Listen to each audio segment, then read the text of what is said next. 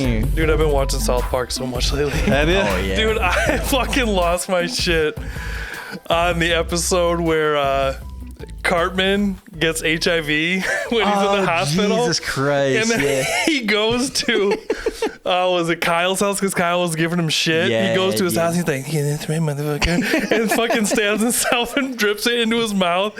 I was laughing my fucking ass I haven't off. seen that shit. Oh my God, it's so funny. Was that the one where he kept going, I'm at your shit, I'm HIV positive? Yeah. He's like, this is serious, dude. This is serious. God damn it, that's Jesus serious. Christ. And then when they go to get the cure with talking to Rolaids or Magic Johnson. Good. You ever heard that joke? Yeah. What do you call Magic Johnson in a wheelchair? Rolaids? Oh yeah. Are we rolling? What a way to That's kick it banger off. material for sure. Now that Gotta come out everyone's firing nicely hot. offended. Fuck that. South Park is probably the greatest show of all time. It's up there anyway. Oh, it's so good. I was just going back through, I was picking kind of random seasons, and I went back through that whole Member Berries one where Garrison's first running for president. Oh, I don't know if I've There's ever the seen whole those. thread Yeah. with the troll and shit, dude. Oh my God, it's so funny. Really I've just underrated been- that the first time around. Shotgunning seasons because like I know I've seen a lot of the first ones. Yeah. And I just got HBO again. Yeah. So I was yeah, like, because yeah. I fucking love Eastbound and Down. Yes. That show. I never got into it. Oh man, I can was watch alright. that show on just repeat. I'm in the last season of it right now. I never really caught it back in the day because I was kind of like you, like, I don't know, but Yeah. I like Danny McBride a lot, and I'm just so fucking hungry for comedy right now. Yeah, It's yeah. pretty goddamn funny. I love it. His character is so ridiculous. Yeah. Well, what's the shit he's doing now? The fucking righteous gemstones, right? You guys I watching watched that that. shit? I did watch I hear that. it's fucking hilarious. But It I was haven't caught that solid. at all. Yeah. It's it takes a minute to like really set it up to where you get to know all the characters, Right, and then right. like we're Eastbound and Down, it's just like wham right out of the gate, Yeah, just yeah. ridiculous. But we're like the righteous gemstones. I felt like it took a second to finally be like, okay, all right, I'm in it now. They're on like their fourth season or something like that now. I think a third or fourth or I something. think it's I binged it all over a weekend. Yeah. So I think whatever it's 3 John seasons. Goodman, right? Oh yeah, he's in there. Yep, he's the dad. Yeah. I'm just starting. I went through and watched the first like 4 or 5 episodes and then fell off for whatever reason. So Yeah. literally last night, actually, I'm like, shit, I'm going to restart this. So Yeah. back to the drawing board, baby. It's good shit. I remember back in the day watching The Foot Fist Way with Danny McBride. Yeah, I don't think I've ever seen that, man. They were talking about that on Rogan the other day. Oh, Actually. dude. And this was like, shit. This was a long time ago. My buddy rented it, and I couldn't remember what the movie was because it was like I was over at his house, like, yeah, I rented this movie, and I was like, this is amazing. But it's like that Danny McBride humor where it's just super ridiculous. Yeah. I was like, this is amazing. I went to try and find it, and I was like, what the fuck is this movie? And then I landed on Eastbound and Down. I'm like, oh my god, that just like. He's a funny cat, man. Have Yeah. you ever seen This Is the End? With No. like Seth Rogen and everybody and Danny Yeah. McBride, and they're all Oh, as where like there's a themselves. hole that. Yeah, It's like okay. an apocalypse Yeah. type thing. I've never That whole Danny actually seen McBride, dude, it's fucking funny, Yeah. man. It's really good. Oh shit! Soundboard. Soundboard. Your MIDI Hey, pad? soundboard. Yep. So we don't wear the headphones. You don't get all the fucking I know, all the fun yeah, fucking that's the problem. soundboard shit. So it's like morning radio. Yeah, exactly. Yeah, it's getting pretty painful. We got to redo it. We got like a whole list of new shit that we got to get on the board. But You got to get some Haven't fart had it samples on there. indeed, There's a few faint signs of life. Just the classics, you know? Yeah, just playing the hits, ridiculous. just playing the hits, baby. Oh man, that's good. That's real good. All right. yeah. So anyway, What the hell was that? Is that most it's mostly slack? crusty material. Oh, on it. crusty. Yeah, ample Simpsons. I Simpsons fucking love The material. Simpsons. I was just talking about that the other day, where like the episode where the crayon gets pulled out of his brain and he gets smart. Oh yeah. Hey, I don't know that episode. What the fuck? Oh yeah, man! you're- And then he goes back to be stupid again. They push the crayon in, it's like further. There we go.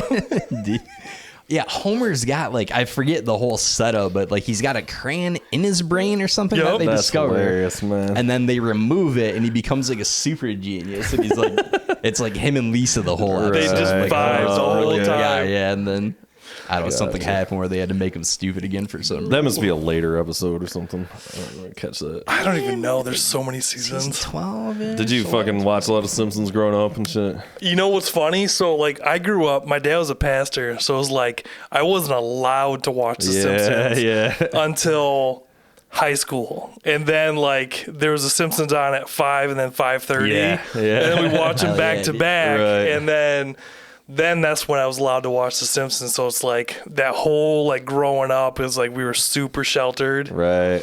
And then it's kind of funny because, like, then once I got out into the real world, I was like, spring break! Like an Amish person on a Rumspringa. 100%, dude. I was like, what's going on?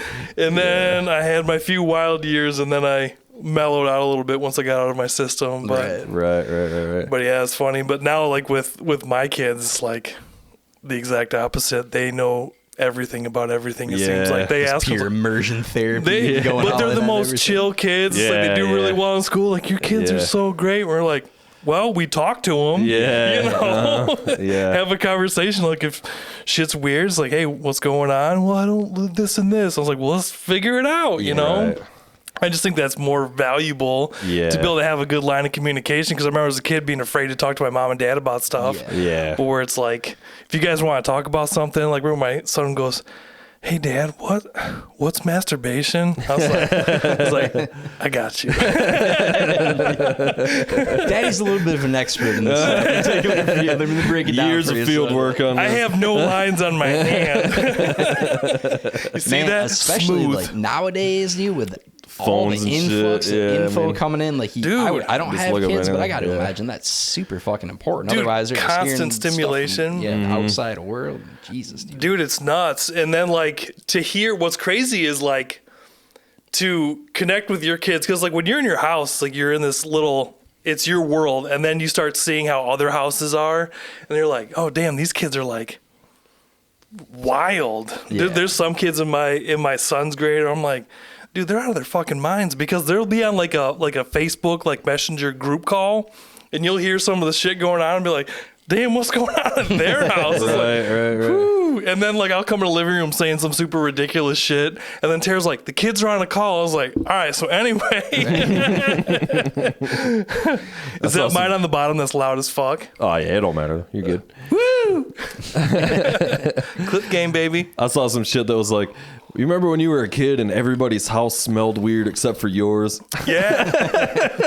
You'd like go over to your buddies and be like, this house smells weird. Dude, it's so true. Or like, because we didn't have pets growing up, so when I go to friends' houses that had pets, it was like that like dogs, just like that smell. You're like, dogs, what the bad. fuck? Yeah. So You smell cats in here? I don't, but I Because- have cats too. Okay, yeah. So maybe it's like, Because we've been fucking fighting a whole goddamn issue in here with my cats fucking peeing, and I know one of them's peed right below me where I am, you know, and it's been a goddamn nightmare. fuckers. I love them. I may or may not had an accident down here last week. Yeah, indeed. Blamed it on the cat. It is what it is. Damn it, Mittens. Oscar, you bastard. Yeah, I had to throw away my fucking classic drum rug that I've had forever because they fucking, so it's not there. And then I had the rug under my desk over there that I was showing you, and that was brand new that I bought for this room. You know, it was like $200 rug. It was pretty nice, you know. Yeah. And not only that, but it was like fucking impossible to get out of there with my desk and everything sitting on it. It was like a whole goddamn operation, fucking unplugging everything, moving all the guitars, you know, fucking getting it out of there, and just to throw it away. I'm That like, rug God really damn it. tied the It room really together, did, too. though, for real. So yeah, I'm This like, well, I'm rug's not pretty buying it. dope. Yeah, this rug's fucking dope as hell. Obviously for the fucking podcast lounge, we went all in on the '70s vibe. I love it. I love it. I've got a couple old pieces of furniture in my control room that I got from a farmhouse. Like, I live in the country. Yeah. And so a couple roads over, they're like, oh, we're getting rid of this couch and chair. And I was like, it was in my garage at first. We have a pole barn. We had them out there, and then I moved my studio to my house, and I was like, oh, these would be fucking dope in here. Right, and so I yeah. moved them in. I'm like, and they're some of the most comfortable pieces of furniture. Nice. They're so good. I love them. I'm sort of debating now. Usually I got the guitar racks in there against the wall right here, and I'm kind of debating, like, maybe I put a little couch or something here instead. And I don't know. It's usually just me, you know, but like when you do have other people, it's like, it is nice to have like some spots, you know. Yeah. You can chill. Oh, yeah. take some butts. Where are you in Grand Rapids here? No, I'm in Montague. Okay. Yep, so I'm about an hour away from here. Yeah, damn, you drove out. Thanks, man. I did, yeah. Yeah, well, we're from Muskegon originally. Oh, right So, on. Where yeah. about? Fruitport. Gotcha. Yeah. So Do you know Jeremy McCleary? I don't think so. He's I thought he was from Fruitport. Maybe he's an Oak Ridge guy. Do you know? Yeah, he might be. There's a lot of guys out there that I Yeah. should know and don't, anymore. Is he in the metal scene out there? Or something Yeah, like he's that? in the band Pain Divine. Okay. There's there's a group of guys that live in the Fruitport area.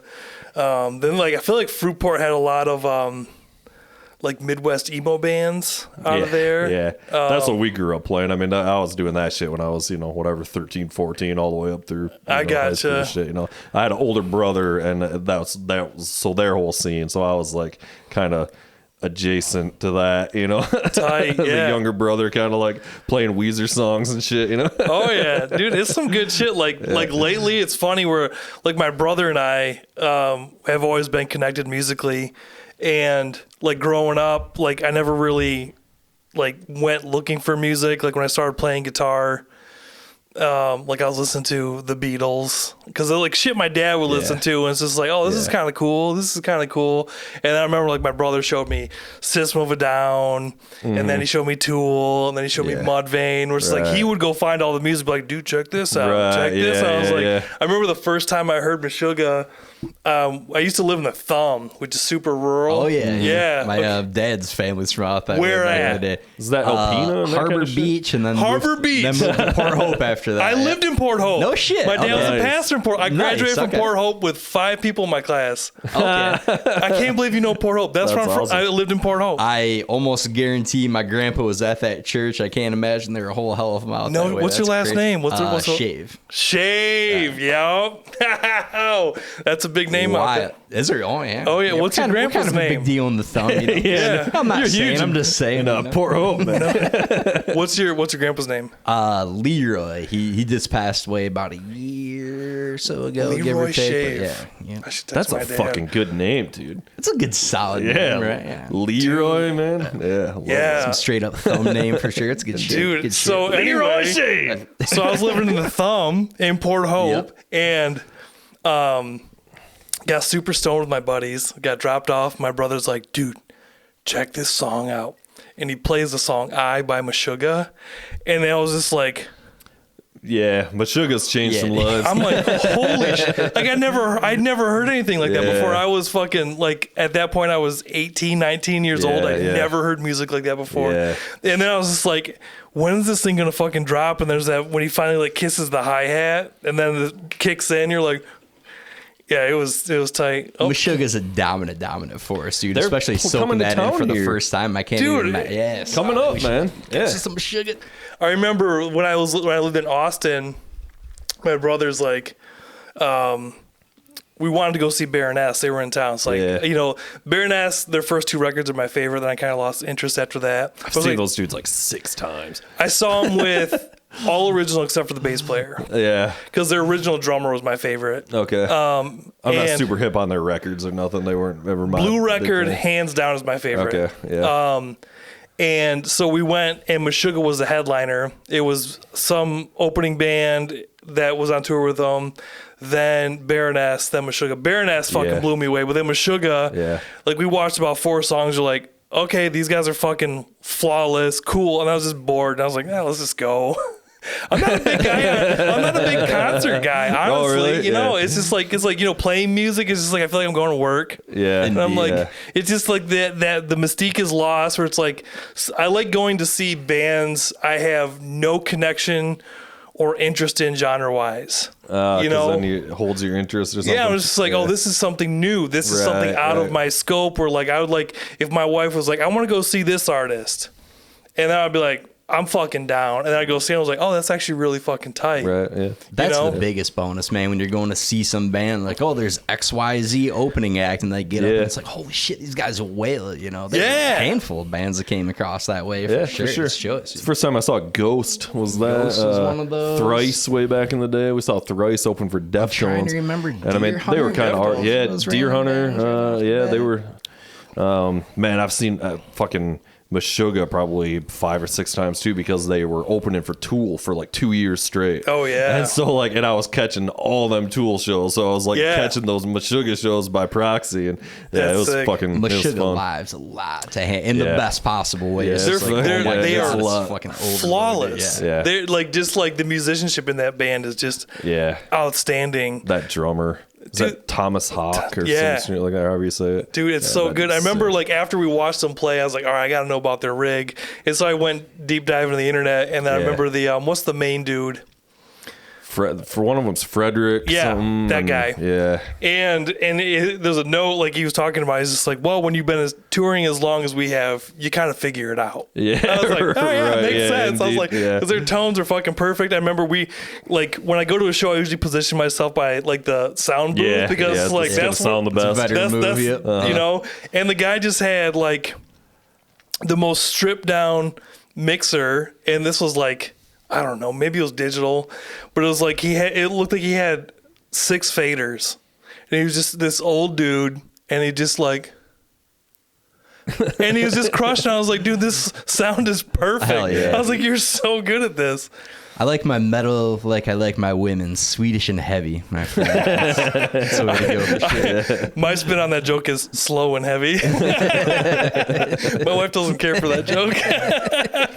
Well, I remember back in the day when Meshuggah kind of innovated the 8-string guitar. Yeah. And I used to be a big Guitar World subscriber, and I recently lost my subscription like an idiot, but they were in there quite a bit, and because they were 7-string for a long time, and then Yeah. like I forget, it might have been on like this is like what's that album? Obzen, yeah, yep. yeah. I think maybe it was right there, right around there. They switched to the 8 strings, and they were like, they were like, we don't know if we're even gonna like have bass anymore, and like the bassist was kind of like, oh, it's kind of like, what the Guys. fuck? But actually, I think the bass is a pretty critical component to what we're trying to do here, if I do say so myself. Dude, their latest record, the production on it is so good. Like the bass is up in the mix. Yeah. And I remember listening to it in my studio space, and like I love like, okay, if I like something sober, then I like listening to it stoned. Yeah. Then I'll put it on stone, and I was just like, holy shit. Yeah. Like, because it was just like, it was up, and it just made it sound so heavy. I haven't caught the news. I'm not Immutable, sure I've I think heard is it the either. record. Yeah, I haven't listened to it yet. Oh,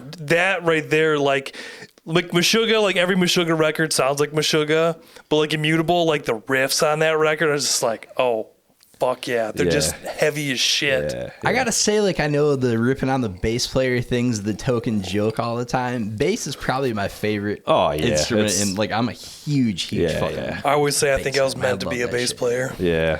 As your band's only as good as your bass player. I always joke too. It's like your guitar tone's only as good as your bass tone. Dude, it's, You know, like- seriously, like my guitar tone, like being a 2-man thing, it's just like my bass tone is integral Yeah. to the way my guitar sounds. Yeah.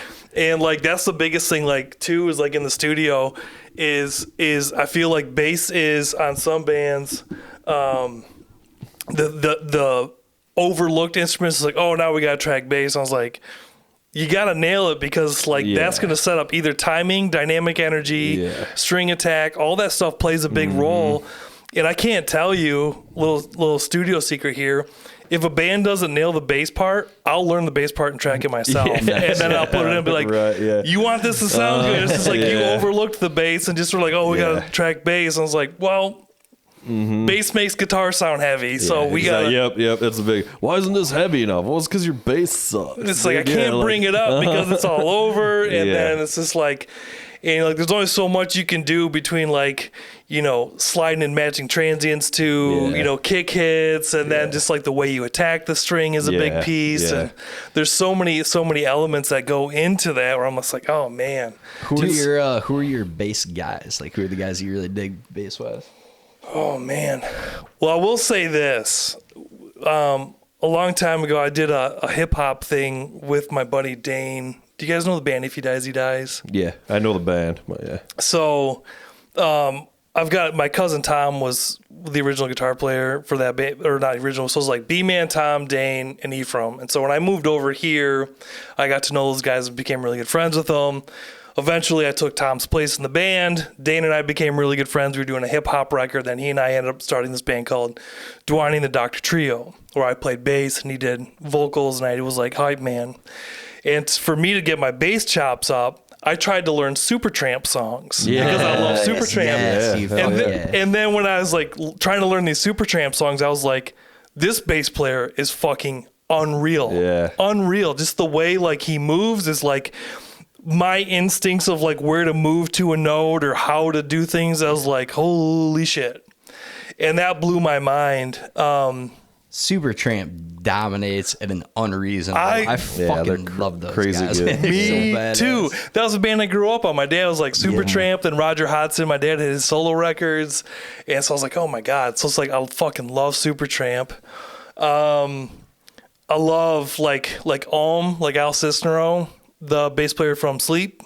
I don't know that. He has a 2-man band called It's kind of I think I've like meditative kind of music. Yeah, I think I listened to that record on Apple Music or something like that. One Conference of the Birds is one of my favorites. When I used to exercise, I used to run to that record because the pace of it was very conducive to having a good run. And then it would kick in and give me like a burst. I was like, I'm doing it, baby. Some David Goggins shit going on. Who's going to carry the ball? Oh, there we go. I can get this right in the spot. Yeah, crank that fucker down. Ooh, cranker, hardly knew her. Down. Oh, man, bass players. Oh, there's so many. I mean, like, being a Tool fan, I love Justin Chancellor. Yeah. Do you normally play, or do you like, we are having this debate, like playing with a pick versus playing with your fingers? Like, I like playing with a pick and hearing playing with a pick on records and shit. Yeah. I just feel like it's more consistent and shit. For you gotta be bass really, for bass, like depends on the player. It depends on the player. Like you got to be like really fucking good if you're playing with your fingers. And like a lot of these guys are like not that good, and like but they're like insistent on playing with their fingers, kind of thing. And it's just kind of like, all right. Playing with the fingers, though, did it look so dope? I'm a finger player, but then like I've also like pushed myself to make sure that I'm very consistent. Yeah. Where if a band's not cutting, I'm gonna be like, all right, I know you're a finger player. Mm-hmm. Like, have you ever just considered just playing with a pick? It's almost like the what's what I'm looking for, like the slap in the face to a bass player. It's like, come on, man. But like, there's a band that I just did their second record. This band called Arsum from Valparaiso, and the bass player, nicknamed Puma, is a finger player, and is really fucking solid. Towards like on the last record, I struggled with pocketing his tone throughout the record, but it was like they're a very loud, heavy band. They're very Isis-y and like super pretty, then super dense material. And he used to run 2 distorted cabs. And the way I like to track guitars, I like to have a nice clean cab, and I like to have a dirty cab and then blend them together. So it's like we tracked 2 dirty cabs, and I just struggled for days to try and like pocket the sound. I even pulled a DI just in case I wanted to throw an amp sim on there to get a clean sound. Even that, it just never fit. But like on this current record that we just did 2 weekends ago, I was like, I need a clean amp, I need a dirty amp. Yeah. So it's like he runs a Orange 8200 and then a Meat Smoke from Varellin. So he used the Meat Smoke for dirt and then the 8200 for clean, and we were able to get it. But like, since our last session, I was like, dude, add a compressor to your pedal board. Yeah. And he's like, hey man, he's like, tell me if I got this set up right. And I was like, listen to it, I was like, everything sounds super balanced. So I was like, you got it right. Because I mean, like, I feel like that's super important for like bass sometimes. Because like when you're a finger player, like once you get up in the frets, especially on the low string, like that intensity of the note will start popping out. Like once you get to the like 7th fret, it gets louder if you don't move to the 2nd string up. But it helps balance that tonally out to where it doesn't like jump out, and then it helps keep that glued across the board. But like his bass tone on this record's fucking titties. It's so good. Nice. I've got an ignorant question I've been curious about for a bit. So, okay. Bass-wise, in terms of what you like air quotes can play, how different is that pick versus fingers, right? Like, are you able to do more finger-wise, or is it the same with a pick and it's like 6 of one, half dozen of the other? You know what I mean? Kind of, sort of. Like, I mean, if you're like amazing, it can play with 3 fingers. Like, you can do a bunch of crazy fast shit. Like, well, to give you an example, the dude from ISD was just here, and there was like a super fast 16th note part that he kind of couldn't do with his fingers, so we gave him a pick, and he could just do it with a pick real quick. Okay. So like, but it's more like, it's just like a kind of different consistency in the tone, or just like a feel like you get. I mean, the whole point of a pick is that it gives you like a consistent attack. So, sharper. It's a sharper like attack. More percussive sounding. Mm-hmm. Where the fingers has it's muted on the front end of the transient. Yeah. Sure. And then if they're playing like and he was I mean, he's a really good bass player, but he was playing for me a little too hard too. A lot of guys when they're playing with fingers think they need to play way too hard, like they're really fighting. I'm like, no, you're just getting a bunch of slap and noise. I can't even like hear the note. You know what I mean? So it's like, if you're playing with your fingers, you really got to have control. And my last girlfriend had a lot of the same complaints about the so she had you use a pick. Hey, whatever works. She's whatever like, works. Can you use a pick, please? That's so much better. What? How thick is that pick? I like that. Using the jazz ones that are really thick. Is that a Tortec? The orange? Oh, it's a brass one. I like that. That's nice. It seems like most of my favorite bassists, I was thinking about it though, I play with picks. A lot of them. You know, Justin Chancellor, obviously I'm a huge Tool fan. The dude from Queensryche, I think he's fucking amazing. He plays with a pick. It's something about that tone too that I just kind of just works that for me. That bite. You know? Yeah, it's clutch. Yeah. You know, I don't know, man. Like, that's a tricky question. Like, when people ask you, like, who's your favorite of this? I was like, I've never really, like, latched on. Where it's like there's artists, I guess that's changed recently. Like growing up, like the person that like influenced me the most on guitar was like the band Creed. Like that band blew my mind. Tremonti, dude. Like when I first heard the song Higher, I was like, he's playing a melody and a bass line at the same time. That was just like, which was perfect because I'm like have been a 2-man band guy since 2003. Have you heard Tremonti's solo records? No. They're just called Tremonti. I should check those out. Bro. That guy's insane. Dude, the Tremonti shit, because he's got Creed, which is on and off, whatever, and then Alter Bridge, which has kind of been his main thing for a minute now, which is kind of like Creed 2.0. It's still radio rock, whatever. Yeah. The Tremonti shit is the super metal shit that he can't play in those bands because it's too metal. And he's like a serious fucking like thrash metal enthusiast. And he also sings. And in my opinion, he's a better singer than the singers in his other bands. Really? And he's playing this crazy awesome, it's still like great arrangements, tight songs, but it's way more metal. And again, in Guitar World, he just put out his 3rd record, is maybe a year or 2 ago now or whatever. And I'm like, all right, I'll check it out. They're talking about it, the glory today. You can just throw something on and listen to it. Yeah. And I was like, holy shit, this fucking owns. So I highly recommend you check out the latest Tremonti record. Is fucking good. I'm pulling it over right now so I can listen to it on my drive That's home. wild. Dude, it fucking owns, man. Out like thrash. Yeah. That's crazy. Yeah. Because it's like, there it is, Tremonti. Yep. And it's like, he's tuned down a little further. He was talking about that in the article, getting some different PRSs set up and shit for. All right, I'm going to listen to it on the way home. Yeah, man. I will not see you wrong. It fucking rocks. I'm stoked because, he's an incredible guitar player. Yeah. And then, like recently, the dude I've latched onto, so, when I started playing with Paul and Tiny Tree, he's about 10 years older than I am. So it's like what he grew up on and what I grew up on are like different. And so I think that's one of the things that's made us fun to work together. And one of the bands he introduced me to was a band called Shiner.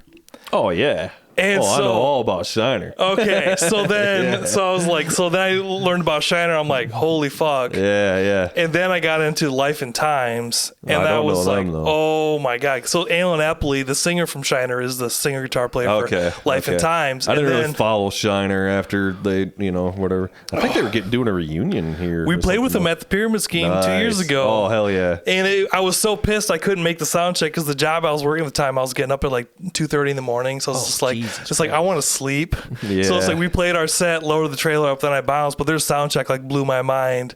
But Alan Epley, the guitar player from that band, the singer, it's like he can do no wrong. Like that's the first time I've like really attached myself to an artist where I was like, I genuinely admire everything that this person does. Right. But it's like I love the Shiner catalog. I love the Life and Times catalog. Like that to me is just like, oh, here is a fucking band that embodies everything that I love. Right. Yeah, I can see that. And my brother was a huge Shiner fan. Dude. Saw those dudes a bunch of times. He always talked about back in the day, they'd go see him and they had this crazy light show where they just had a single spotlight on each guy.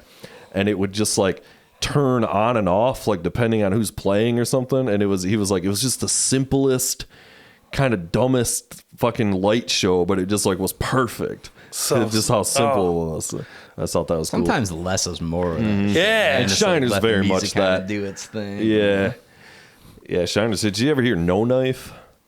Yes. Ask Paul. I'm sure if he's into Shiner, he knows No Knife. I've been listening to a lot of Year of the Rabbit lately. Yeah, I was big in those guys. Yeah. We're huge Failure fans. Yeah. Dude, so good. And then here's another band for you. Ever heard of the band Black Foxes? No. They have one record that, like, when I got my Spotify Wrapped, that was on there. It was like, you listen to Black Foxes in Israel Nash. I was like, yeah, that sounds about right. But, dude, they have one record. God, what the fuck is it called? It's got, like, a kid on the cover. And it's so fucking good. The production on it's incredible. I love the way everything sounds on it. And then, like, the songs are so fucking good. What kind of stuff is it? It's kind of like... maybe in the same vein as like Shiner, Life and Times. It's like that alt rock, I guess you could call it. Yeah. Okay. The dude can sing like a motherfucker. It happened when I was like, the thing I love about Spotify is like, let's say you listen to an artist and then it goes into radio after you finish a record. And then like I'll be working on stuff and I'll be listening to the record finishes. I was like, what's this? And then if I hear a song, then I go to that artist's record and I listen to the record to see if it grabs me. Yeah. And that was one of those bands where I was like, oh, who's this? I got a few of those too. I was just looking through my iTunes library and there was some, I was like, what is this again? I'm like, oh yeah, I found those guys from listening to these guys and I saved it because I wanted to know what the fuck it was. Yup. Dude, I've learned about so much music that way. That's how I found about Year of the Rabbit. Like, I didn't even know it was a band. Yeah. And I was like, this is fucking dope. I gotta break that shit out again. They did that one record. One album, dude. That shit was great. The one with the rabbit foot on it, the red one. Oh, dude, that record is flawless. That's a banger, dude. They only did that one record and then they got fucking dropped or whatever. I mean, like, the whole thing was like Failure broke up.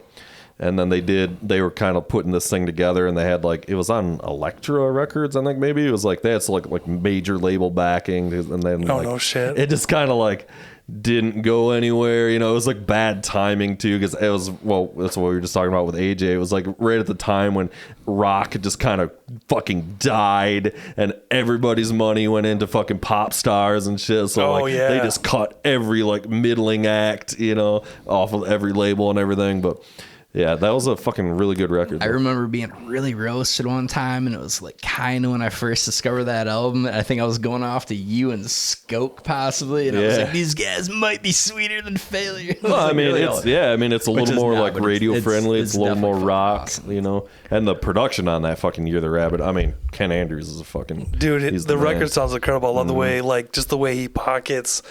You know, it's like you're an audio guy. It's like you get hung up on things like, I love the way he lands the kick. I love the way he lands the snare, like where he puts the bass in the mix. I'm like, check some boxes for like my personal taste. I was like, I like the way he does that. Oh, I like the way he does that. Those are the things like that Black Foxes record. I was like, the production, I was like, I like the way that this. And so like, I find myself when I listen to a record, it's like, who did it? Who did the record? Oh, yeah. And then, because then it'd be like, oh, man, because it's like their taste align with your taste. And then, like, I remember hearing that my brother, once again, he's like, dude, I feel like you'd love the production on this record by Brand New. I'd never listened to Brand New before. Yeah, I don't really know them either. He's like, check out the record Science Fiction. And so I listened to it. I'm like, okay, I love the production on that. So then I started bringing in some things I heard to that. And to start doing records, I was like, okay, I'm going to start doing some of this because I love what it adds to these records. I think it sounds fucking dope. Well, I mean, did you listen to Failure? Like, are you into Failure? Failure's fine. I prefer Year of the Rabbit. Yeah, it's a little more. It's more polished. Well, I can't. Fantastic Planet's pretty fucking polished, but it's also still a little more indie in its way. But that Year of the Rabbit record definitely has like a big production, like big studio sound to it, you know. It's more rockier, with the riffs and stuff. Yeah. Paul's a big Failure fan. It's like I gave him a try. I listened to a bunch of records. Like I enjoy it, but it's like it's not one of those records where like the band I come back to where I'm like, oh, I gotta hear this. It's Fantastic Planet, dude. That record to me, that's a top. It definitely did take top a 10, minute to get into, though, because I remember you were preaching them so hard forever, and I was late to the game on it, and I listened to it like early in college, and I was like, yeah, it's cool, but I didn't quite get like all the hype and whatnot. That album's and then it just grows and grows and grows on you, and that whole genre, like the space rock vibe and stuff, and just the more I listened to it, I was like, fuck, this shit just owns, man. And they have some memorable moments, so I will also say that, like, you think about something, it's like, oh, that riff. Yeah. When it comes back, you're like, oh, yeah. It's one of those records that's just a time and a place that they just fucking nailed it. And like the records before were cool, the records after that they're doing now, they're cool. But like Fantastic Planet is just a once in a lifetime, like, masterpiece of a record where that it's 20th anniversary show where they played straight through the goddamn Pyramid Scheme. That was fucking fun. Oh, they came to the Pyramid Scheme? Yeah, they did a small venue tour. Not awesome. Like they're playing stadiums or nothing, but like they did. It was like a 20th anniversary of that record, and they were intentionally doing like really small places. That's so cool. And so we were like just fucking like front row, you know, just it was so fucking badass. Yeah. Same with take a piss, and all these failure nudes are just like, God, some break my balls and fucking go to the bathroom. I have to pee. Yeah. I will be back. I'll be able to hear it in the restroom. Did you get down on Hum at all? That's right in there. I could here and there. Yeah. Like Paul loves Hum. Like my cousin Tom loves Hum. Like there were moments where I was like, this is cool. He's got the same tastes as I do coming up on that. You know, it's there's moments where like, oh, this is cool. Mm-hmm. You know, I've found that like I don't know. I just have very specific tastes. It's like it's either gonna grab me or it doesn't. Like I remember when I first started doing records in like 2007, 2008. Like that's when like metalcore and hardcore was in. Like the bands were just like, dude, listen to this record. And I was like, I don't like this kind of music. Like, how do you not like it? I said, I like groovy or stuff. Like, this grooves. And then I remember when I first heard the record, God Luck and Good Speed by Weed Eater. I was like, there's music that sounds like this. I was like, oh my God, that record like fucking was a game changer for me. To write some of these down. I know. Do you know the band Weed Eater? I've heard of them, but I've never caught it. You know. So that was they had a record before that, but I can't remember how I stumbled across God Luck and Good Speed. The house I was living at, I think we just got internet.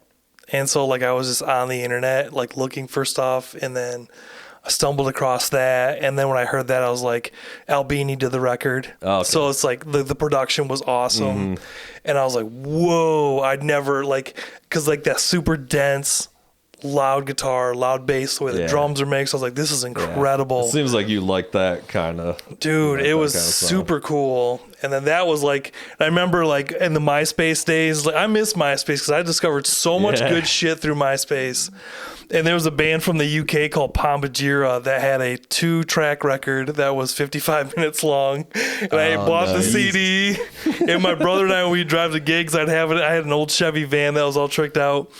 And we'd listen to that, and he's just like, dude, he's like, I can't do another roundabout on this record again.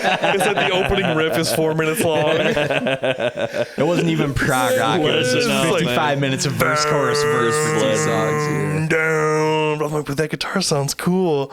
Are you into High on Fire? I love High on Fire. Yeah, I was gonna say I was pretty sure you'd love that band. I've seen those guys fucking 4 or 5 times too for the same reason. They were always opening for or playing with some of my other favorite bands. It was just it was constantly fucking playing with Mastodon, or you know what I mean? It's just like fucking Mastodon. I've seen those guys 100 times now too. There's like a bunch of those bands. It was always like Baroness and Mastodon and fucking Between the Buried and Me and High on Fire, and just like it was just a rotating, like they were always playing with each other. So I remember the first time I learned about High on Fire was through Dies. Like they were supposed to play. There was a club in Muskegon called Blue Note and then Cadillac Jacks. They were supposed to play, which is now a parking lot, which is a bummer.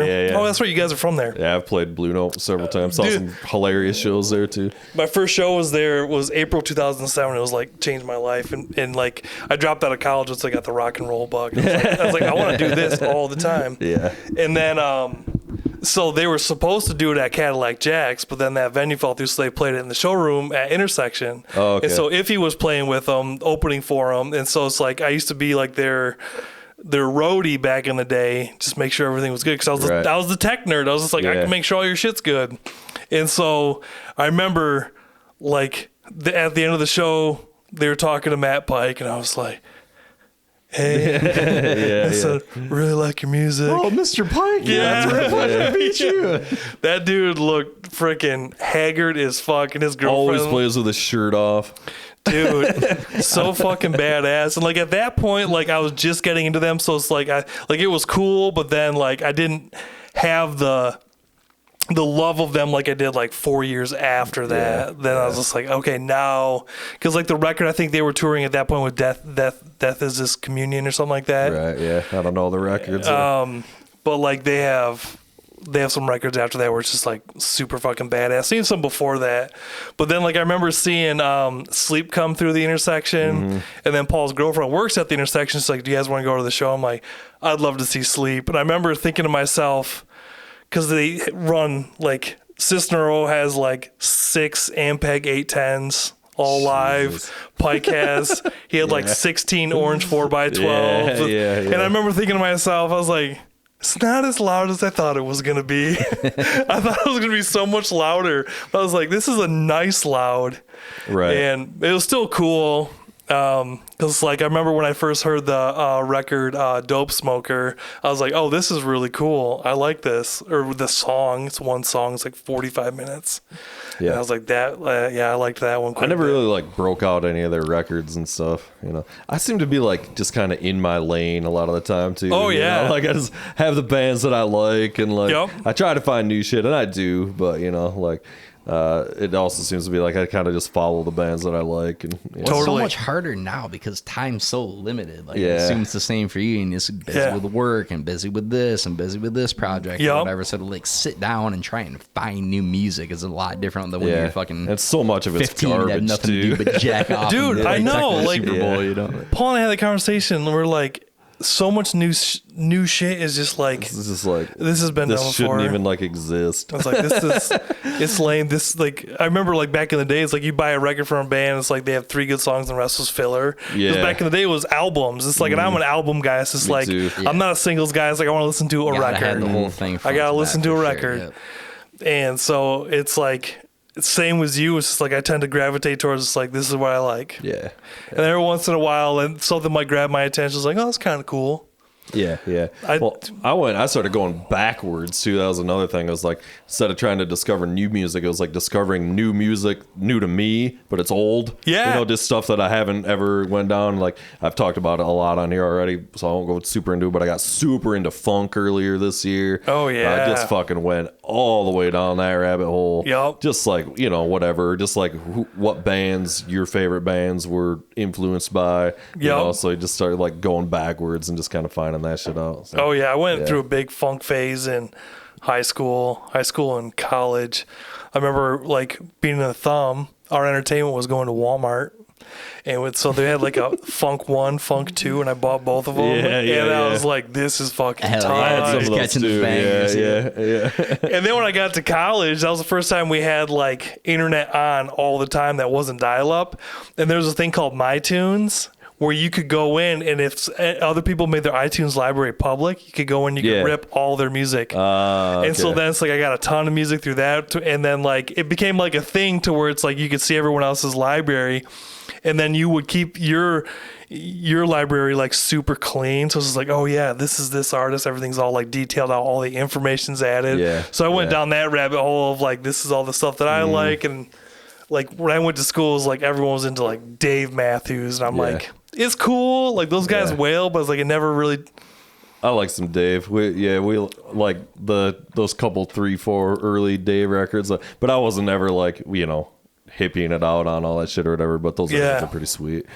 So I like them. We make a lot of jokes on here. Remember they fucking dumped the shit in the river? Do you know about that? The fucking Dave Matthews Band tour bus in the middle of Chicago opened up and drained their fucking shitter into the Chicago River, but it went onto a open Chicago River tour boat. Yep. That's hilarious. Dude, it's got shit on my boy Tinsy. It was awesome. They're like, yeah. No, that's so funny. Speaking of old school tunes, you see your boy from one of the Isley brothers just died. Oh, really? Rudolph Isley. Yeah, I don't know all of them, but I think several of them. He's probably the last one. R.I.P. pouring out for whichever Isley brother he just died. Going with Rudolph. Reps come in and they're like, try this. And like, I would lose a day from just being fucking tying a buzz on at like 11 in the morning. Like, shit, I was supposed to do all this.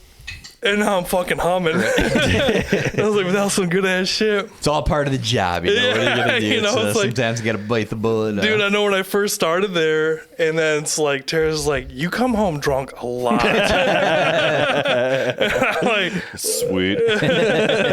It's like it just happens by accident, you know, where it's just like, man, this was really good.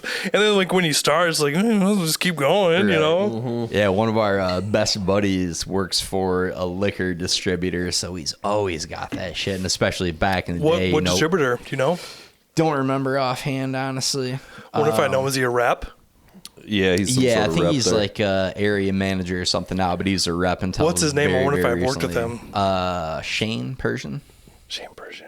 He's been on a pod a bunch of times. Yeah, he does like Grand Rapids area primarily back in the day. He did, but man, like back in the day, we get going to parties and shit. Okay. Just had the case full of demo bottles. It's like, oh yeah, try this, fucking $150 bottle, try this. Yeah, so, same thing. It's like, oh. so tight. There was one of the guys that he works for RNDC, and he and I just get to chat, and he goes, dude, he's like, my garage is filled with liquor. So we have friends over just to try and get rid of the shit. Right, and then there's another rep. I'm trying to think who he works for, Sazerac. And he goes, I had to get a storage unit because I have promo material and then just booze that you get to sample out because they come in with a rolling cooler and like, hey, try this. And you're like, okay. Yeah. And then if he's looking for a way to get the word out for tens of listeners across the West Michigan area. Like, just say it, bro. Just say it. Sponsor the show. More than happy to give a plug out here. Oh, that's so funny. But it was great. And then like my buddy gave me shit that owns the bar because I'm a gin guy. And like when I got there, they only had one gin. And like now we have 4. And he's just like, what are you trying to turn me into a gin bar? I was like, no, we just should have options. It's just like you should have more than one. It's like, I know we're a tequila bar, but it's like, it's nice to have options on gin, you know? There's are you guys gin drinkers? Not really. It's all right. I feel like it's an underrated classic drink, though. Every time I have a gin drink, a gin and tonic in the summer, daytime's nice. Get down on gin is so. At my house, my wife got me into gin and tonics. My only experience with gin was when I went to college and my roommate bought some cheap gin in a plastic bottle. Yeah. And I played golf, so I played golf in college, and I got super shit faced off of gin. We had these mandatory study halls, and I remember like chugging this gin in a plastic bottle. And it was fucking terrible. So I was like, "Fuck gin, this is gross." And my wife's like, "No. Try it. It's really good." So then we had some gin and tonics. I was like, "Oh, this is my shit." Yeah. There's a gin called Ford's Gin. So gin, like I feel like the standard is Hendrick's. Okay, Ford's to me is, so Hendrick's is like $42 a bottle. You can get Ford's for $29 a bottle, and it's just as good, if not better, than Hendrick's. Love that. Yeah. So life hack for anybody looking for really good gin, Ford's Gin. Right. So we carry that at the bar. Nice. It's fucking great gin. Great summer drink, gin and tonic. Yeah, great golf drink specifically. You're a big golfer as well. You gotta have a nice little summer cocktail when you're out there. The gin and tonic's pretty tough to beat on the golf daytime. course. By the lake, by the pool, whatever. Fuck yeah. That'll do it. But but I don't love it. You know what I mean? You know.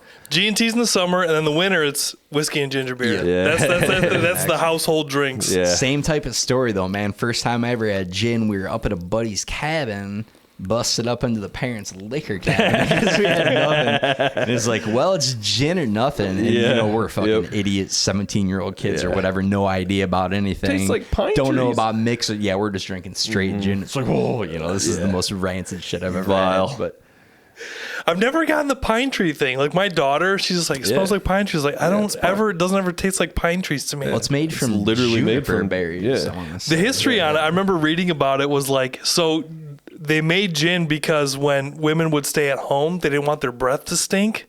So they made them drink. So they made gin so that their breath was less disgusting when they got home. Sounds about right. I just thought it was just like cheap. You know what I mean? It was just a cheap way to get fucked up, basically. You know. I mean, I think the foundation of it is very similar to vodka. Yeah. And then the way they distill it. Yeah, they just ferment juniper berry and. Yeah. So fucking I think good. gin is like the go-to shit in the 20s and 30s. It was like kind of the main joints and whatever in the fucking Prohibition era or whatever. So long story short, there's always a bottle of gin in my house. Nice. I always try and keep a bottle of whiskey around too for vocal day. Oh yeah, dude, that's the key. Like I remember, so like I just a record I just finished a couple weeks ago. A band called Best Noodles in Town. They have a record coming out next week, and the singer came back up to do some overdubs. And so they're from Indianapolis, so it's like he came back up. We made a day out of it. And so it's like he had some more aggressive parts and he had some more singy stuff. They're very like Midwest emo, kind of like American football type stuff. And so he's just like, man, I think I just hosed my vocals. Like, hold on. I said, take some whiskey. Oh, yeah. And they took a sip of whiskey. He's like, holy shit. I was like, you just nailed that vocal. He goes, he's like this. It relaxes your vocal cords towards like if you're doing like heavy vocals or like singing, it just like it'll put your vocal cords like in the pocket towards like if you're doing like screaming or something, it relaxes them really nicely towards like you can just get out. I think what it actually is doing is it's relaxing the person and like stopping inhibitions and stuff because it's actually drying out your vocal cords and shit. Like you don't actually want to do that, but even my voice coach was like, you know, like have a drink because it loosens you up. Sure. You know, it's like it's not actually good for your vocal cords, but what it does do is like, you know, I know it was always a thing for like sore throats and stuff too, like hot toddies or even just a little like grandpa's old cough medicine, half a spoonful of whiskey and some fucking honey and all that. Yeah, it's fucking money. And then the other thing too is like when I do vocals for Tiny Tree, like this was so our last record, like it was we had all the music recorded and I had to write all the vocals for it. And then I realized that when my wife and I went for a walk and then I would come back, then my voice would be like in that spot. Yeah. And then because you did some light cardio. It was perfect. It was just like, it was like my body was ready. Yep. And then the other thing I've gotten into too was like, I quit smoking to help sing better. So it's like, I think Paul and I's last tour was in February. So I quit smoking in February, and I started between not smoking and doing vocal warm-ups before every show. Was crucial. I was like, and our buddies at Arson, we they played a show with us, and my buddy Dave in that band, he goes, dude, you sang really good at that show. And I was like, quit smoking vocal warm-ups. He's like, that'll do it. He's just like, holy shit. Because like, that's the biggest thing. Because like, if the singer sucks, people walk out. And so I'm always super self-conscious because like, I'm not the greatest vocalist. And so like, I'm always like trying to perform to my absolute best. But it's like, I play stone sober because it's like, I have to be fucking good. I like a couple drinks. I can't do it. I can't do it. Like, but it's more about again like loosening up and just like the performance aspect of it. Sure, whatever, you know, making an ass of yourself essentially. See, like I'm all like to be in front of people, like I'm already like comfortable. You know, it's like, like to me, like stage is like open waters. You can do whatever you want up there, and it's like because you're on stage, it's like if you have the confidence to project it, then people will buy it. But if you show insecurity, people will latch onto that. So it's like I always find myself distracted by bands like, well, we didn't really practice this song, so it's gonna be kind of shitty. I'm like, you just lost me. Why are you doing it? It's like be confident. Like this next song, you're welcome. By the way, play it. You know, it's like having that. It's like even if it's faux confidence, but like that confidence translates so much more than like insecurity. Like I noticed that like growing up in the Thumb and then going back and playing over there now, where it's like the level of perfection by the bands that we played with from the East Side. I'm just like, you guys should take yourself more seriously. It's just like you could be good if you like believed in yourself and and then coming over there and playing is just like just own what you do, because if you're confident in what you do, then that confidence translates. You know, it's like there's a fine line between arrogance and confidence, but like I feel like there's like if people are like, if you translate this, it's like we're about to take you on a journey. The people are like, oh. Did you ever play Stone in front of people? No. I have a few times. Wait, back no, in the day. I lied. One time, Raph from Charles B. Osprey got me stoned one time, and we played a Mulligans. And it's like, I always, Paul hates playing Mulligans, but I love playing Mulligans because there's no pressure. And so it's like, and with the way we like fucking doing shit, is like, I love doing like a jam session and just like kind of figuring out and be like, okay, we're going to play this song, and this song. And then how we get to there is uncharted waters. And I remember I was super high because of Raph. He's like, just take one hit. And starts. And so it's like I took a hit and I was like, all right, cool, thanks, man. And then like we were playing, I was like, holy shit, I'm high. And then Paul got up to say, he's like, your energy was a little bit different tonight. And I was like, yeah, I was high. He's like, I was going for this change here, and then you were still pushing this riff, and then I was like, it felt right. So okay, I played one time. Oh, actually, hold on, 2 times. This is funny. When we were in where the fuck were we? Somewhere in Tennessee. We were playing somewhere in Tennessee in February, and we became friends with this guy named JD Pincus, and so he was doing his solo set, and so we met up with Paul's buddies, and we had like they made their own moonshine, so I was drinking moonshine. Oh, Jesus, yeah. And then like, so let me rewind a little bit. So Paul and I have had like 2 shows that have been kind of wild. So Paul, we played in Chicago one time, and Paul reconnected with some old friends, and like it was the worst show he ever played. Like I just finished building this guitar, and I was really excited to like try it out on these couple of shows. And I was like, dude, what the fuck happened up there? And then so like the next day he's like, oh, you know what? I was in this car with these girls, and I smoked weed with them. I was like, oh, so you were drinking and stoned. And it's like, I'm a loud guitar player, and he was like, I can't hear your guitar. I can't hear your guitar. Yeah. It was a mess. So like that was one show where it was just like, I wanted to fucking walk off stage. And then so he was like, the rebuttal to that was when we were in Tennessee, and we were playing the show, and I was super fucking shit-faced, and Paul's like, that's the worst you've ever played. And so I was so thankful that the PA system could not like handle the volume of our band, because like I run in-ears directly off my vocal processor so I can hear just my voice. And I remember like while I was singing, it was like, nah, I'm not hitting that. I'm not hitting that. And I was like, that's not happening. No, it was just shit. And I was like, man, it's a good thing that no one can hear it, because it was so fucking bad. And then Paul was so pissed at me because I was like super hammered. And then, oh yeah, that was our like, that's kind of funny. That's hilarious. I gotta tell you, man, I was bumping some Tiny Tree today. What record? I listened to both of them, actually. Which one do you like more? I'm super curious.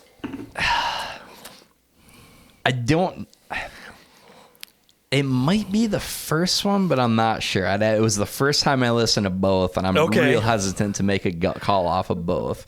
What I will say was interesting, you brought up this band earlier, and I don't know if this is a terrible call or spot on, but I definitely got some, like, especially on the new album, some kind of, like, ISIS vibes, and certainly not a one-to-one, but, like, kind of some ISIS and Pelican with that slow, super heavy guitar. Okay, a little bit of that, so kind of, like, not, certainly your own thing, but, like, kind of a little bit of ISIS, a little bit of Pelican, a little bit of, like, almost kind of some pseudo Porcupine Tree, but not exactly, and more so maybe on the first album with the Porcupine Tree stuff. But yeah, I fucking thought they were both dope, man. I really like both. All those bands are ingrained into my being. Okay. What's funny is when we did 11, which is the newest record, and that one was like Paul and I were like binging Peter Gabriel. Yeah, because I just saw live a week ago. You saw Peter Gabriel? Oh, it's amazing. He's one of my top influences. Dude, his record, when I heard the record it was fucking put a fork in me. Like, I was in high school, like my dad, like growing up on it, like my dad would play Peter Gabriel. I was like, oh, that's cool. But then like when I actually got alone with the record, and I was like, this is amazing. And then Paul and I, like, Have you heard the new Peter Gabriel? No. Stop everything you're doing. We're going to stop this podcast right now. I'm fine with that if you want. Just fucking go listen to the stuff he's releasing now, his new music. Okay. 75 years old. It's just incredible. But anyway, dude. And I got a story about the Peter Gabriel show that I didn't get into yet that I got to fucking tell you here. So, oh man, so teaser. That's a pro move right there, brother. So like that record, I was listening to a ton of Deftones, and then ton of Peter Gabriel, and like that was wrote during like the COVID era. So like to me, like when I listen to it now, I feel like that record, like, for me, was a flop mentally because, like, Paul wanted to play super simple drums and he hates himself for it. And, like, we did it to a click, which we haven't done before, because we wanted it slow. And I feel like it just took all the energy out. Like, the one song, there's two songs that I feel like, I guess the songs came out pretty good. But like when I listen to it, it's like I can hear it all. You know, like when you make something and we're just like there's that one thing that bothers you. You can only hear the flaws. If you're the guy who made it, you can only hear the flaws. And what killed me was like when people like got it and reviewed it, they saw through. Like I remember one guy was like saw all the flaws, and I was like, oh man. And I remember reading the review and I was like, fuck this guy. And I read it again. I read it again. I was like, you know what? He's right. He's right. But then like he gotta rethink my life. He wasn't as negative as I thought. So this last record we did completely live. So I'm like, okay, this is what's the right way for us. But when we did the record Embolism, like that, the way we write is we write live together. It's like we just jam, and they're like, okay, that's cool, let's figure that out.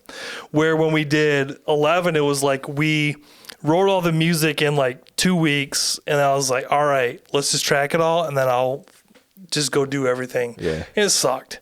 I mean, like, there's some like the song Idolize. I'm like, that song's cool. Like the recorded version, and like Paper Boat, we have fine-tuned like now live. That's my favorite song to play. There's some cool moments on it, but the record Embolism, which is the white one, that one, like I remember being genuinely scared to release that record because I was so honest and vulnerable, like lyrically on that record, where I was like, this is fucking real. And then that one did killer, man. I genuinely like both of them. Like I'm not just cool. Smoke. I thought they were both dope, but yeah, they're fucking killer, dude. But I like, and like the record Embolism for me, like that's when I was really starting to come into my own, like mixing wise. And like I missed the mark on a couple of things. Where it's like I'd love to go back and remix it. So it was like just to get energy movements right.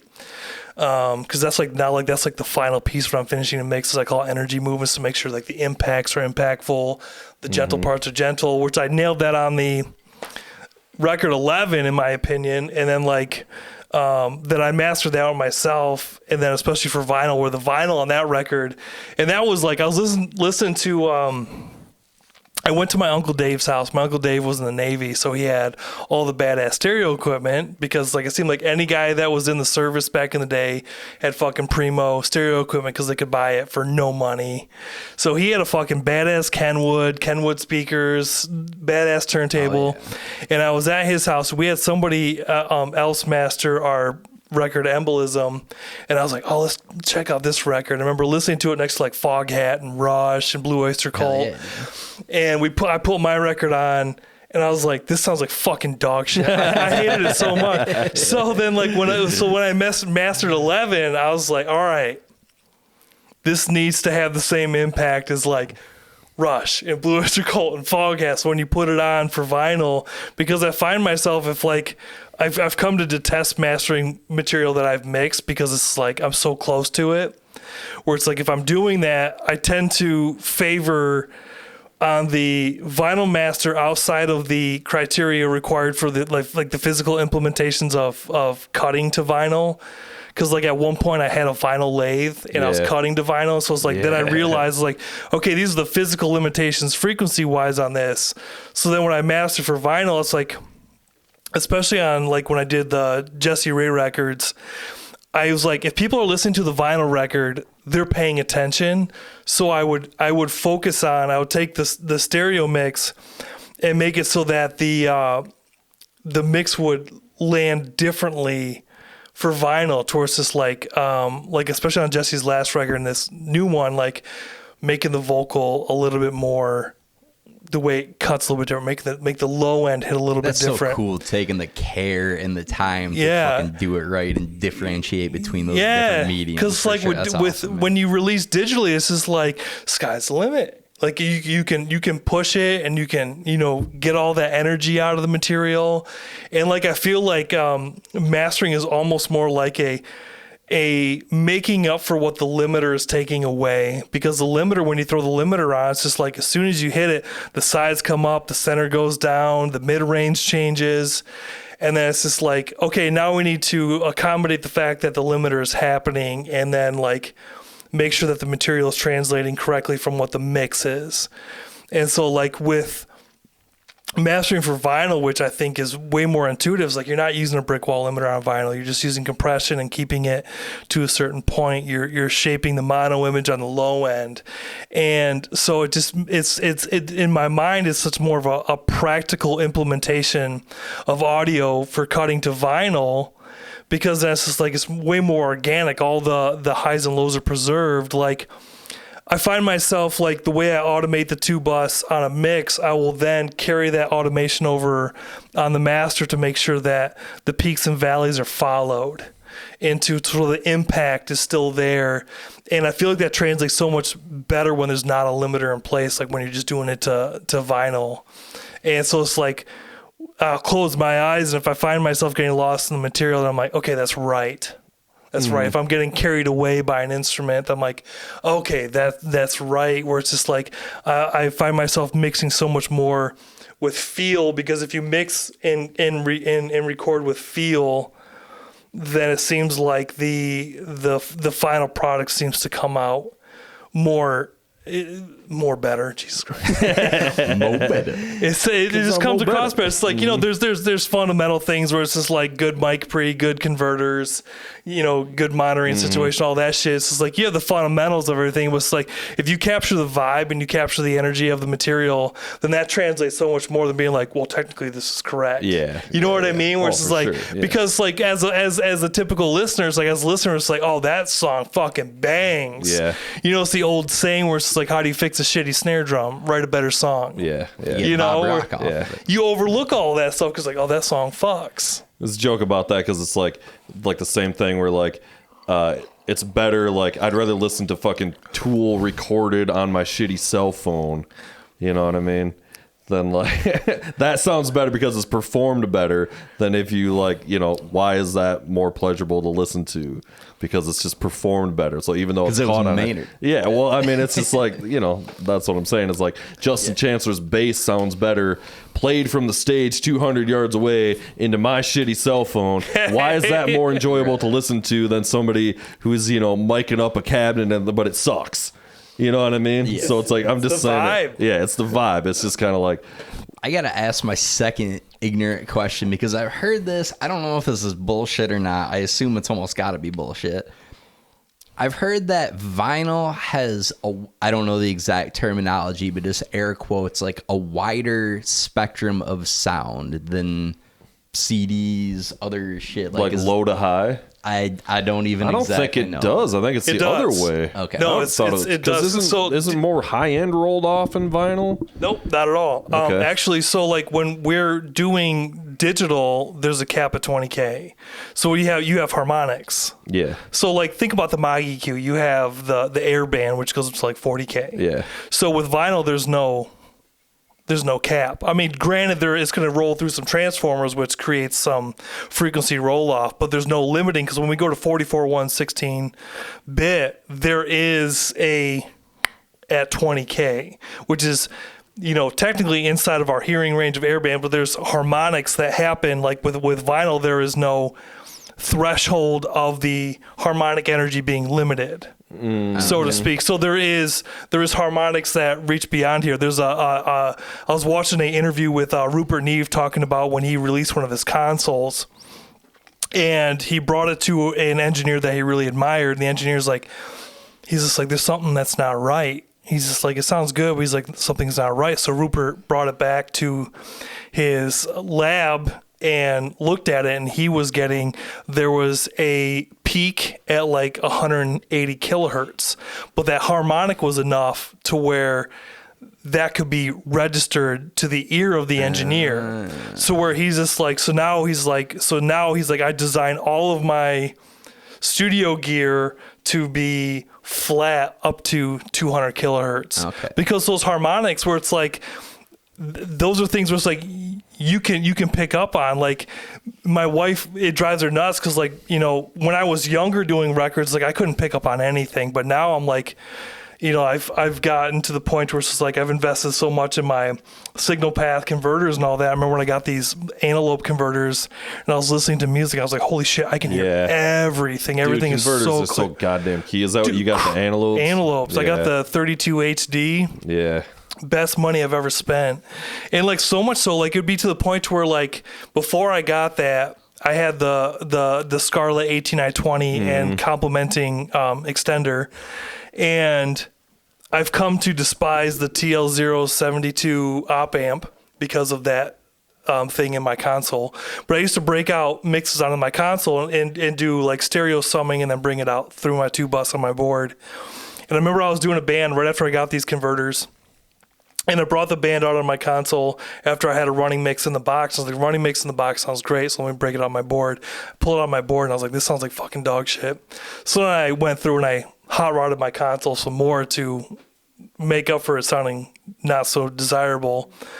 But like that detail, like back in the day, like I feel like the more you can hear, the less you do. Like I found myself like back in the day, I would make super aggressive EQ moves, compression, and now I'm just like, no, that sounds fucking dope. Leave it alone. That sounds fucking dope. Leave it alone. And then like, and now it's just like, but I feel like, you know, like the same thing was just like every 1% improvement that you have along the way adds up into the product ending up so much better. Where I think it's so crucial to be like, you know, I think about like where I started recording and where I'm at now. It's like I started with fucking dog shit. Yeah. Oh yeah. But it's just like then you learn. It's just like, oh, that made a big improvement. Oh, that made a big improvement. And then to get to the point now where it's just like now you can hear all that shit. Where I'm just like, listen, to someone's just like, oh, that's off right there. Yeah. I feel like with almost any kind of medium, like movies, literature, music, whatever it is, like those little incremental details and nuances that like in and of themselves might not be huge add up to be so massive, and like that's how you go from a really good to special, right? Like it's just that little fucking like what is it, and it's just the little well-placed thing here, that and hard drugs little, out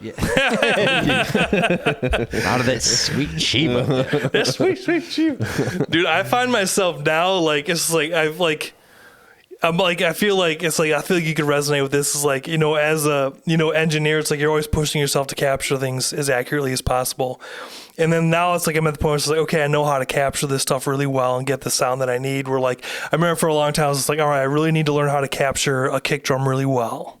Now I need to learn how to capture this really well. Now I need to learn how to capture this. So I'm constantly challenging myself to be like, for the longest time, it's like, it was kick drum, then it was cymbals, now it's vocals. And so, and then investing in equipment to complement those things. And then, you know, I have on my console, I have 4 different flavors of preamp between transformer coupled and then different op amps that I have in place. I have a TAC console and I redesigned some of the mic pre's to get different tones out of. Oh, cool.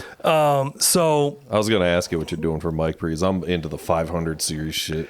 See, I don't have I want to do that, but I don't have a 500 series box. So I have a board, and I'm an electronics guy, so I was like, oh, I got shit, so I might as well just hot rod it, you know? That's nice, yeah. So it's like if I get bored, I was just like, man, I really want a little bit more out of this, so I'll just go in and then I'll just you know start That's awesome. I wish I had that weird on it. It's nice to have. But it's like that, and like, dude, tracking with a console is so much faster. And that's where, like, do you know Rick Johnson? Yeah. I got the board from Rick Johnson. Oh, okay. So, well, it was my brother kind of fucking, I don't know, they were recording. He kind of like set Rick up with his very first rig way back in the day. Was that Mike? My brother's Josh Morgan. And then it was, I don't know, Rick those guys played in bands, you know, whatever, fucking whack trucks and all that shit. And so when Rick started getting into recording, I think my brother sold him his first computer or something and got him set up on that. And they might have even been rocking ADAT back then or something. Like, probably. I don't even know. I don't know the whole history, but yeah, I still know Rick, you know, well enough.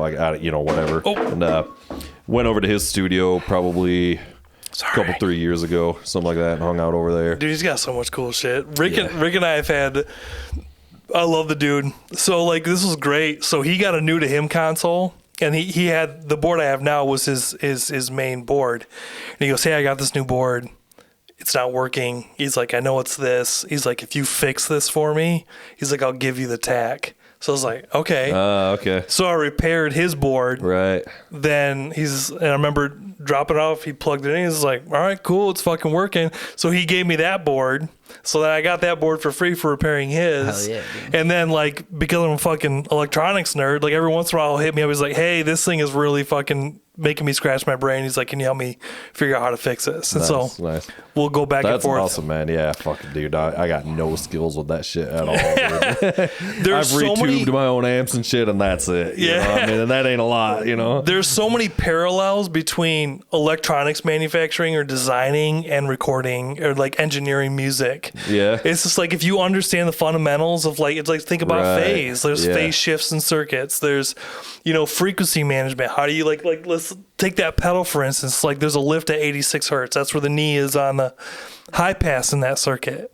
And so it's like, and like the cutoff on the top end is 156K. So it's like, you know, there's parallels between electronics manufacturing and recording. We're like, I remember when Kurt Ballou got into building pedals, and he said, he's like, yeah, designing circuits is very similar to engineering a record. And it really is true, because when I was in electronics school, I was so confused. I'm like, okay, we're doing DC and then we're doing AC. I was like, what the fuck? And then I had this aha moment. I was like, oh, the AC is the guitar signal. And then how you handle the impedance shifts influences frequency response. DC is setting your operating points for the individual components. And then you put those two things together. It's just like, if you want this response out of it, then you need to do the math and figure out how the AC impedance is influencing all of that. Jesus. And that's how you come up with high pass, low pass, you know, boost, cuts, dips, all that stuff like that. So then you actually, okay. That's fucking crazy. Yeah. So then you just figure out, you're like, oh, I want the mids to be cut right here. And that's how I got into like amp modding. So like, I started with pedals back in 2010. I went to electronics school. I was like, okay, cool, pedals. I can figure this out. And then I was like, amps are so much cooler. Yeah. So then I got an amp design. I was like, I didn't have any money for amps. It's like, I love a diesel, like we were talking about earlier. Yeah. I can't afford a diesel. I have two Carvin Legacies, and I was like, they sound cool, but they're not quite there. So I went through and I got the schematic, and I went through. I was like, okay, if I change this, then that's going to give me this frequency, which I know I love, and just start going through. And I rebuilt the clean and the dirty channel onto where it's like I plug it in, put everything I knew. I was like, perfect. Damn, that's fucking badass. So then I was like, I was able to make the amp that I dream about. Where it's like, okay, this is fucking. Have you built one from scratch at all? I built about 6 or 7. Okay. Yeah, I've got a single-ended one, which I fucking love. I've got Weber amps was one that I did. So there's a company out of Kokomo, Indiana, which sells kits. And I remember one year we got a text her, and I asked my wife, I was like, hey, can I take some money and buy a couple of amp kits? And she's just like, sure. So I bought a JCM 800 and an orange, like an OR 100 kit. Okay. And so I built the orange, and I was like, oh, this is fucking dope. And then I ended up trading that for a motorcycle. And then I still have the 800, and then the 800 that that has been like I just modded the shit out of that thing. So it's like I was playing in a super like heavy band. It's like I'd be at practice, and I was like complimenting the other guitar player. I was like, man, I want more of this. So I'd go home, change some parts, like bring it back to practice. Next day I was like, okay, now that's sitting nicer. And then I remember like I pulled it back out after I got a guy from work sold me a Bugera 1960, which is a Plexi clone. Sold to me for $200 brand new. Yeah. And I got that amp, and I tracked the whole record 11 with that amp, and I was like, this sounds fucking sick. So I plugged my JCM 800 amp, and I played through, and I was like, this isn't as cool as I used to like it as. And so I went back through and started reconfiguring the circuitry to be more original to Marshall on that one. Nice. That's badass. I gotta have you build me something that's like a diesel because I want a diesel too. I need that in my collection, dude. They have the pedal. So I did a band called Means of Entry, and the guitar player Connor had the diesel VH4 pedal. Yeah, I know they got some pedals and shit now. And he played that through a Fender of some kind. It sounded fucking incredible. Damn. Like he was just like he's like, does that sound cool? That pedal's probably not cheap either, right? It's like a $400, $500 piece, isn't it? Not at all. There's a company that makes a it must be a China version of it. It was like $180. Oh, okay. It's fucking dope, but it's just all it is like the two distortion channels. Because there's like the VH4 that has 4 channels, and then you can get the 2-channel one. Yeah, but you can get it for like less than $200. Herbert or one of them, or is the Herbert something different? Something different. Yeah. But there's the one that he has. Which one does Adam Jones use? I don't know. He uses I think he uses a diesel and a Marshall together. Yeah, well, he uses it's basically all diesels, and then he's got his old original like modded Marshall that he like keeps in the rig there too. But it's mostly like those 3 diesel heads he's got lined up, and I can't remember which model he uses or whatever.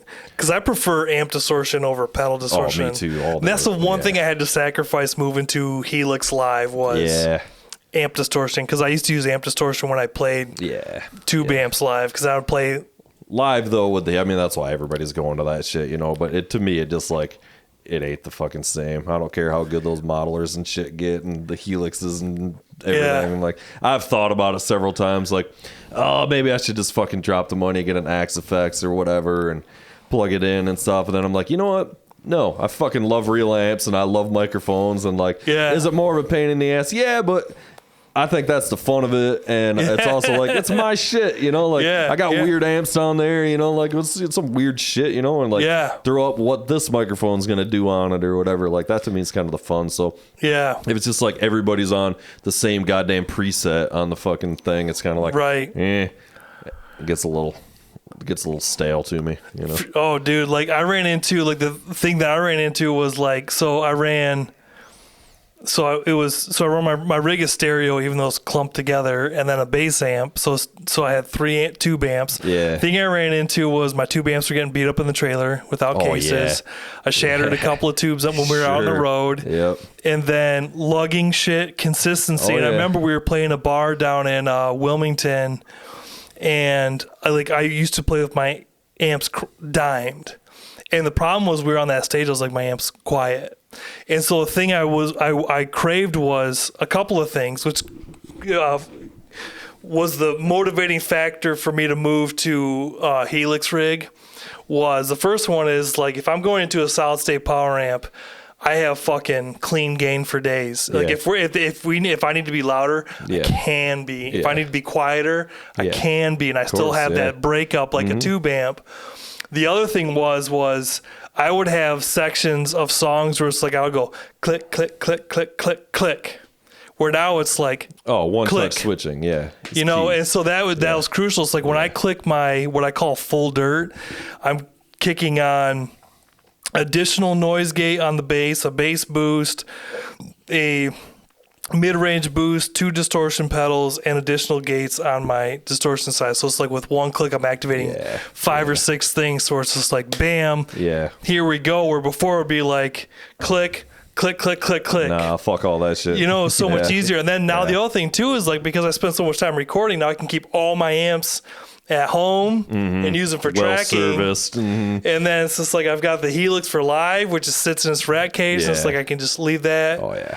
I get it. I get if I was doing live shit like that, I'd probably be doing something like that too. Yeah. What I was doing is I had the Boss, like I think at the time it was the GT10 or something was like the latest thing.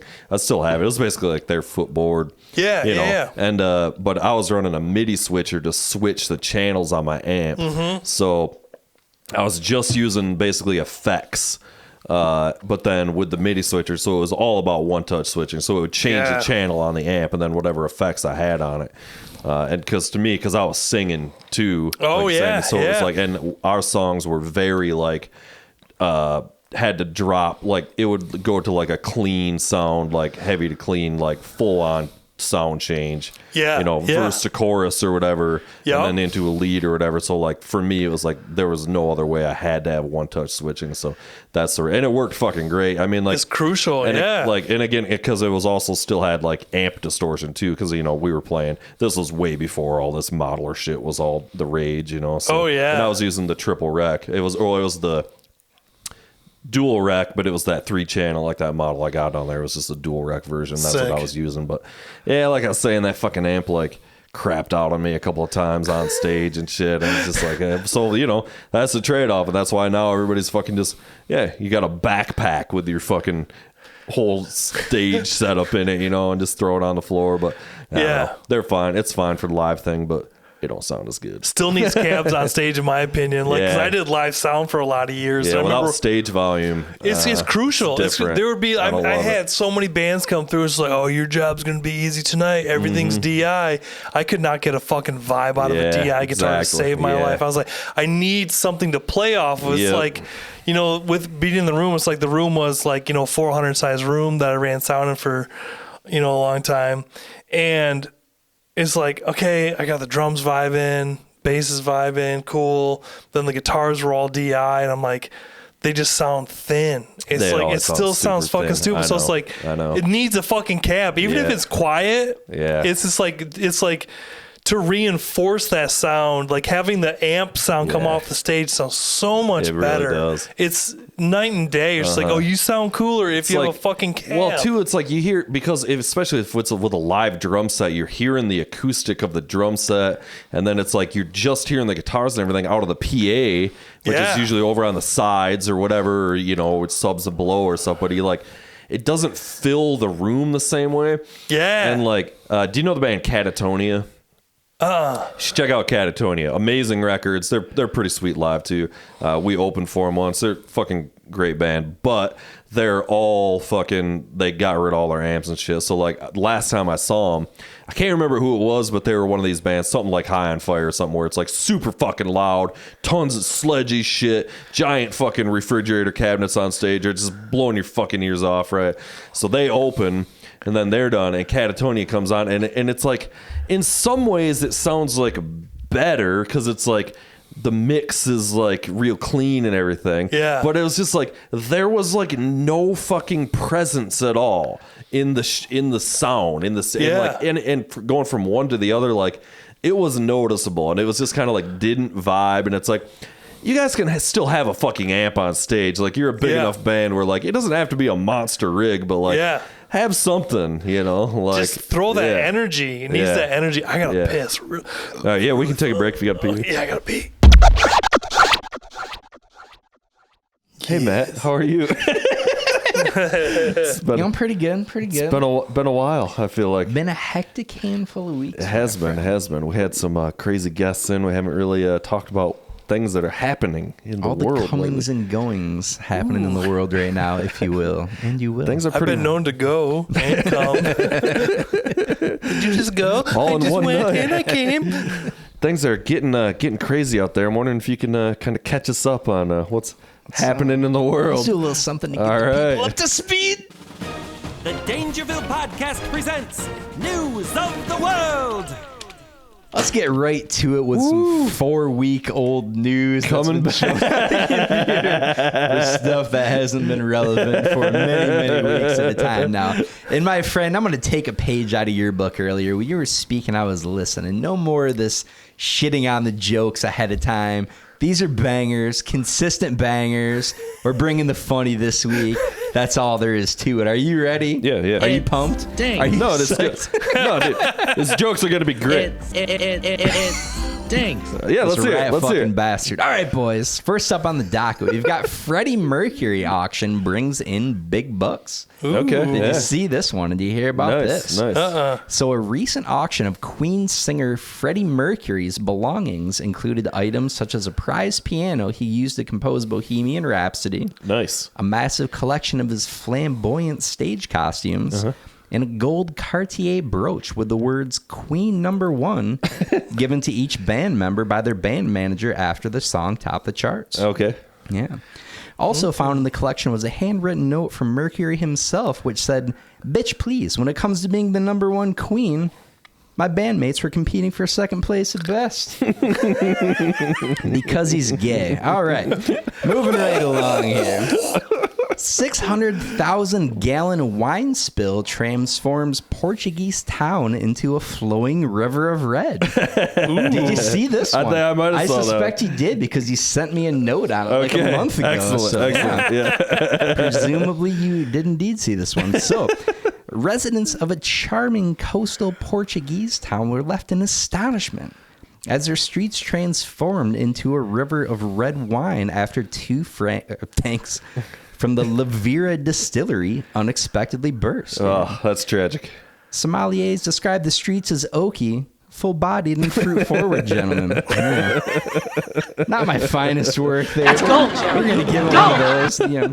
The story was then amended after it was incorrectly reported that the 600,000-gallon wine spill was caused by burst tanks, as it was later discovered to have simply been the result of a Sex and the City watch party gone wrong, gentlemen. Hey-o. The ladies that love their Sex in the City and the wine. Yes. I know, we got to have it, dude. Top priority. All right, what else do we got here? I forgot all about these. Missouri high school teacher is put on leave after school officials discover her page on a porn site. Yeah. Pretty awesome. So Brianna Coppage, 28. Her name's Brianna. Brianna, too. yeah, Like, which come is on. Is she on Reddit? Can we find her on Reddit? We'll Google Oh, this. that's her butthole. That's real nice.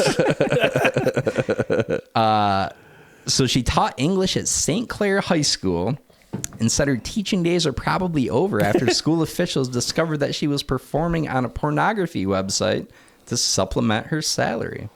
So yeah, pay your teachers, first of all. Yeah, right. Go to the story here. So Ms. Coppage issued a statement saying, "I really didn't think it would be that big of an issue. The shop teacher is constantly posting videos of things getting drilled, and no one seemed to have a problem with it."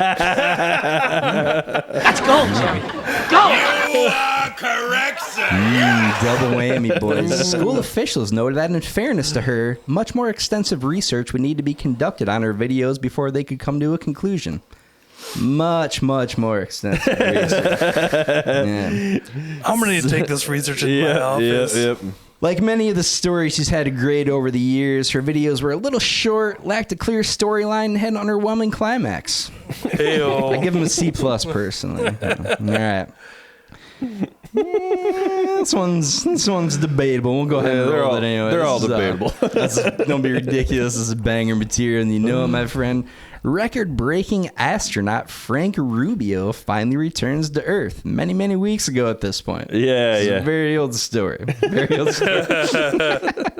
So NASA astronaut Frank Rubio has finally returned home from a 371-day stay on the International Space Station, a record by an American, after being trapped there when his ride home was damaged. Yeah. All right. Rubio commented that he hasn't been subjected to that level of weightlessness this side of his wife's claim that he's actually a closet Swiftie. It's a pretty bad joke. We're going to keep right on moving here.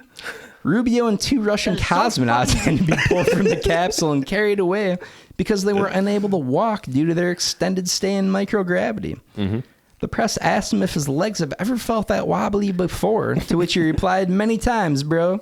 Chicks dig astronauts." Yeah. All right, I'll allow that.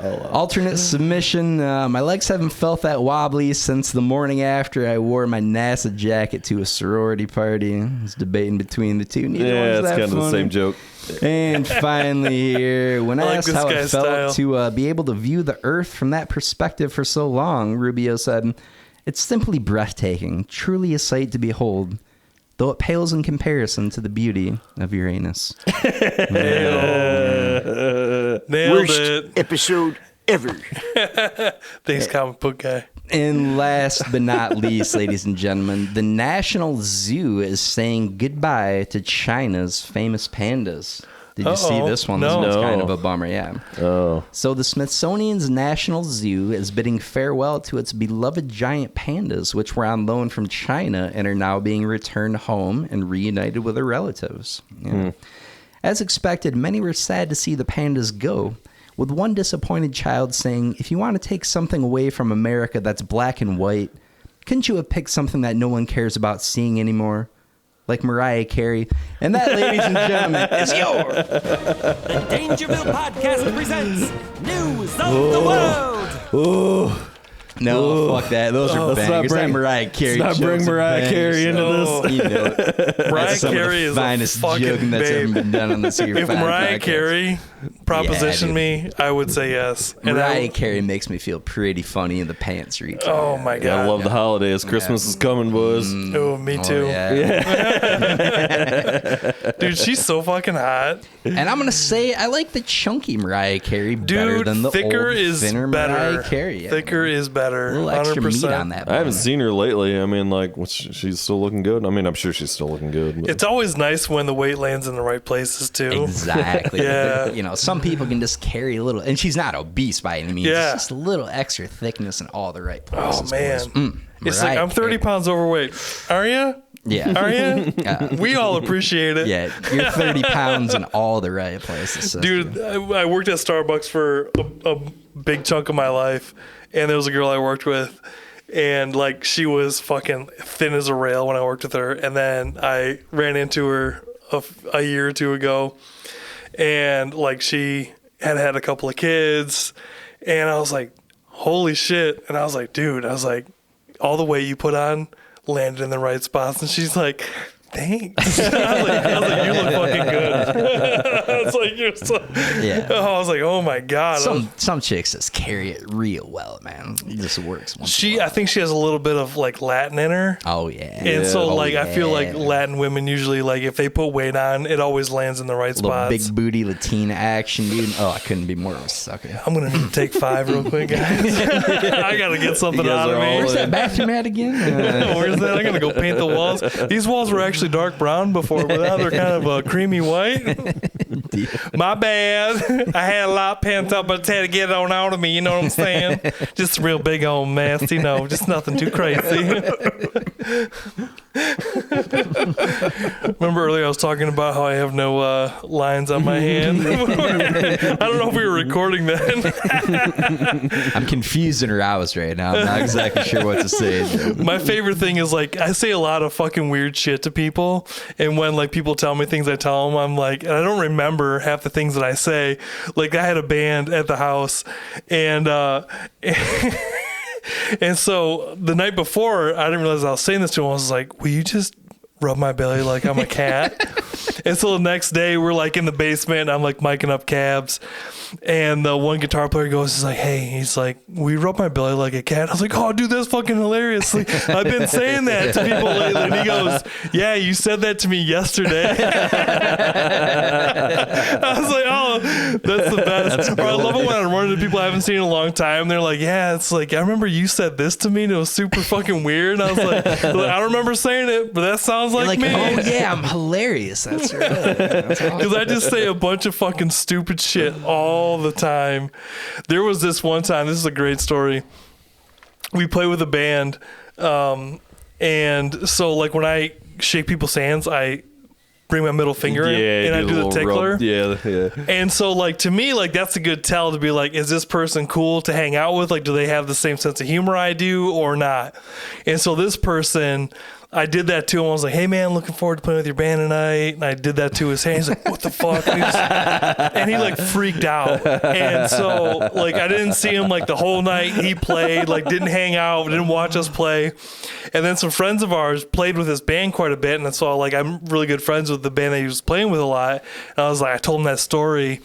And so he brought it up to the guy, and he's just like, hey, he's like, what do you think about those Tiny Tree guys? And he goes, well, the drummer seems pretty cool. He's like, I don't know about that guitar player. And he goes, what do you mean? He goes, I don't like being tickled. And that was like years later. I thought that was so funny. You can tell a lot about the cut of a man's jib by the way he shakes it. Oh man, it's so good. I remember like there would be times where like when I was doing sound, and there would be like a little bit bigger band that would come through, and I would like meet their to TM and all that shit. And I would like do that to him, like, what the fuck, dude? And then be like, that's kind of funny. And I'm like, yeah. And then it's just like, if they got a kick out of it, it's like, oh, you're a good hang, you know? Yeah. And so sometimes they'd be like, okay. And they'd be like, oh, that's fucking hilarious. Right. Were you a King of the Hill guy at all by chance? No. Okay, so great show. Mike Judge, Beavis and Butthead, Silicon Valley, number of other things. Hilarious dude. Great sense of humor, great taste. Great King of the Hill episode. So I assume you're kind of familiar with it, but it takes place in Texas. Yeah. Ultra Republican, ultra old school, ultra Texan. And the guy, votes Republican 100% of the time. So this is back in the day when George Bush Jr. is running for president and he's out at a speech or something. And Hank shakes his hand, just, he says a couple words or whatever, shakes the hand, and Hank just goes, bull. And then the whole thing is like he doesn't know if he can vote for him anymore because he's got a lip because he has a weak handshake. The whole setup. Where they just kind of like rest their hand. The whole episode, he's like, oh, he dead fish me or whatever. Dude, there's a guy, another restaurant owner, and I remember meeting him when he came to my restaurant. I was like, hey, what's up, man? Great to meet you. And I shook his hand, and his hands were so pillowy soft, like they felt like lady hands. I was like, it just creeped me out. Like his handshake was super limp. Never done a day of manual labor in his life. Yeah, and I'm just like, and then like shook his hand. It was like his hands were like, they were like pillowy soft, no calluses, and super limp. And I was just like, can't do it. I can't do it, brother. And it's like, it's so funny because it's like it goes hand in hand. Where it's just like, I'm not a big fan of this person anyway.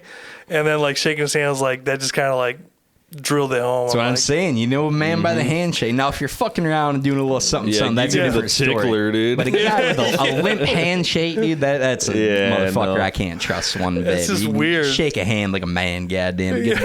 Get that good vice grip. Some people though go the other way though, try to go fucking too hard with the fucking thing. Where they like break your hand, like, yeah, come on, man, I get it, dude. You know, you're a firm, respectable handshake. You don't need to crush the other. Or the guys that do the over the hand. They throw the cap on there. That's too much, dude. That's a dominant. That guy's up to no good. I don't know what that's all about. That guy's got ill intent on the mind, to be sure. Salesman, he's gonna sell you a used Toyota. You're like, you gotta watch out for those guys. Yeah, it's a little too comforting there, boss. I'm good on that, dude. Your hands are really warm. Yeah. I like it a little too. Let's take it back a couple notches. Yeah. Speaking of notches. Take me back. Oh, man. Man, I'm getting kind of fucking buzzed up on these fucking I know, I like it. Moscow Mule shit. Oh yeah, it'll hit you. That vodka hits you. It's nice. Yeah, it kind of does. Yeah, like it is kind of nice in a way. Like I feel like it's like a cleaner drunk or something. I've pretty much been drinking nothing but whiskey. I 100% think that's the case. And like you hear a bunch of people say like, oh, it's all alcohol or whatever. I don't buy that one bit, man. Like wine to me is a different drunk than is bourbon, than is vodka, and right on down the line. Totally Each agree. one has their own glorious and nuanced See, like gin, like we have people over at my house and we're like hanging out, and like I have a the bigger version Yeti, and I'll make a G&T in that, and I'll fucking knock one or two of those back super stiff, and and then I'll be fucking humming, but it's real fucking clear where it's like I can still socialize. I'm not a shit show. But then where there's like days, I remember one time we had friends over at our house and I was drinking whiskey and ginger, and I was just like, I was shredded. Next day I was a piece of shit. Where it's like I can bounce back off of a fucking gin buzz. Well, whiskey's got all that impurities in it from aging in barrels. Oh, okay. You know, it's all the fucking the shit that gives it color and flavor and everything is all impurity. Yeah. That's all gonna be filtered out from me, and that's what gives you fucking bad hangovers and shit. That's a son of a bitch. But it's still far superior. It's delicious. I fucking so much better taste. love whiskey. Yeah, it's a price you gotta pay. It really is. There was a guy told me one time, it's like you're borrowing fun. And I was like, dude. Well, no, you had something that's like it's like a bank account or whatever. It's like the same analogy. This is my methodology, and I'm either going to be proven a genius at 95 or like, that was an unfortunate way to go when I'm 45. But I look at it like a checking account, right? Like, and it's a system of deposits and withdrawals.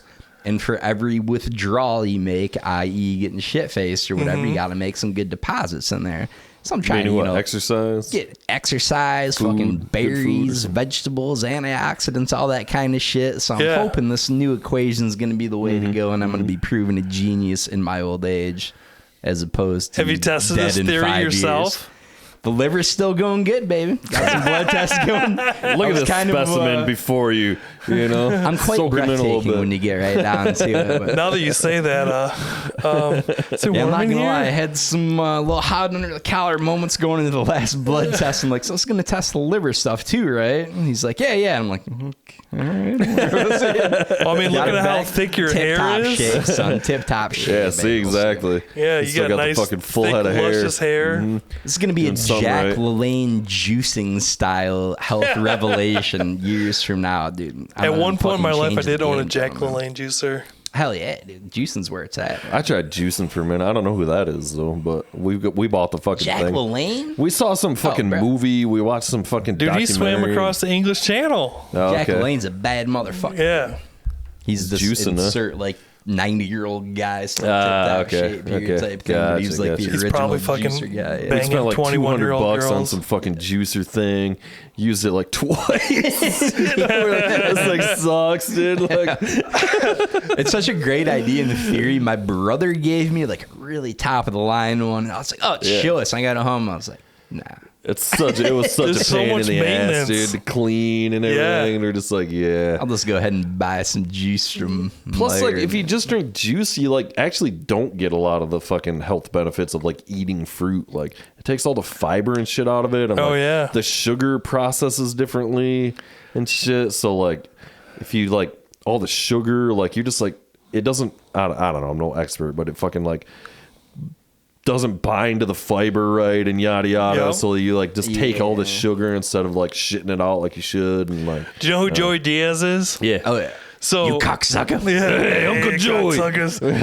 So I did Weight Watchers, and there was an episode where he's talking about eating a banana. If you have a banana in a smoothie, which what you're talking about before, like the fibers, if you eat a banana, it's maybe 1 point. But if you blend a banana, it's 8 points because it breaks up the fiber. Because when you eat a banana, the sugar's attached to the fiber and go through your system versus what you're saying is exactly right because like eating you heard fruit, it from Joey Diaz. He's like 400 pounds. So, but like when I was doing Weight Watchers, I fucking plugged it in. I was like raw banana or like banana smoothie, and like the points go up because the sugars are broken up and they hit your body differently. Where it's like that's why eating fruit in its natural state, there's the fibers in it and it goes through your system. See, that's I never knew if that was a real thing or not, because I know that like orange juice and shit's bad because it's got I can't massive drink amounts orange of juice. sugar, but I assumed that was because like it takes 10,000 oranges to make a glass of orange juice, you know, ergo it's more sugar because of more oranges. But no, it's just fucking pure sugar, dude. Like if I drink orange juice, I'll be fucked up. I was a fucking orange juice degenerate. Like I would crush one of those Simplies, one of those big motherfuckers. Oh yeah, 2 days to be gone, dude. But I finally had to get off. Man. Too much sugar. Had to wean myself off the Simplies. What's going on, man? Dude, I'm on day 2 of the Simplies. I'm in the methadone clinic. Like, let me get a little Minute Maid at least. Like, come on, just a little bit, just a little bit. Taking road trips to Florida. Screwdriver. You know? Dude, my brother and I used to live and die by fucking pop off an orange juice. Oh yeah. We used to call Nikolai. We used to say we're living the lie with Nikolai. Nikolai. You could get a fucking fifth for $9. Yeah. We used to fucking do some work on those. Yep. And then, so you know Jay Ingersoll? Oh yeah. So when I lived in Muskegon, like I used to buy these the Gallo or Carlo Rossi gallon wine jugs.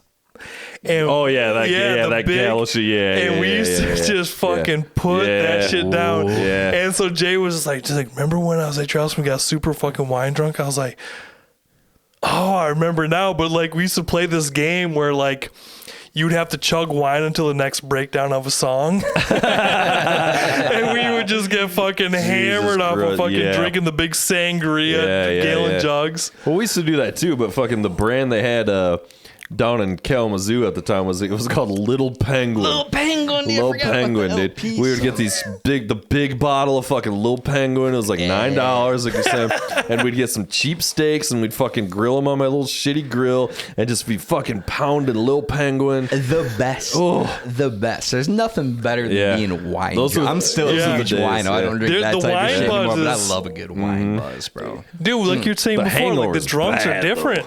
See, I don't get that much of the hangover. The wine hangover. I gotta say, I don't get much of a hangover in general. My biggest thing is I feel very sleepy, but I think that's usually because I'm up late as a motherfucker when I drink. Just the sleep portion. My body is fucking man-made to pound booze, gentlemen. That's indeed. I definitely think that's a genetic thing because I have a buddy of mine who, Rebel Pies, the last restaurant, when he was running the restaurant, he was a fucking flawless alcoholic. This dude could drink IPAs like they were fucking water, and you would never. And he'd be like, "Yeah, dude, I was shit faced." I was like, "Yeah, I couldn't tell." It's just like your fucking work was impeccable.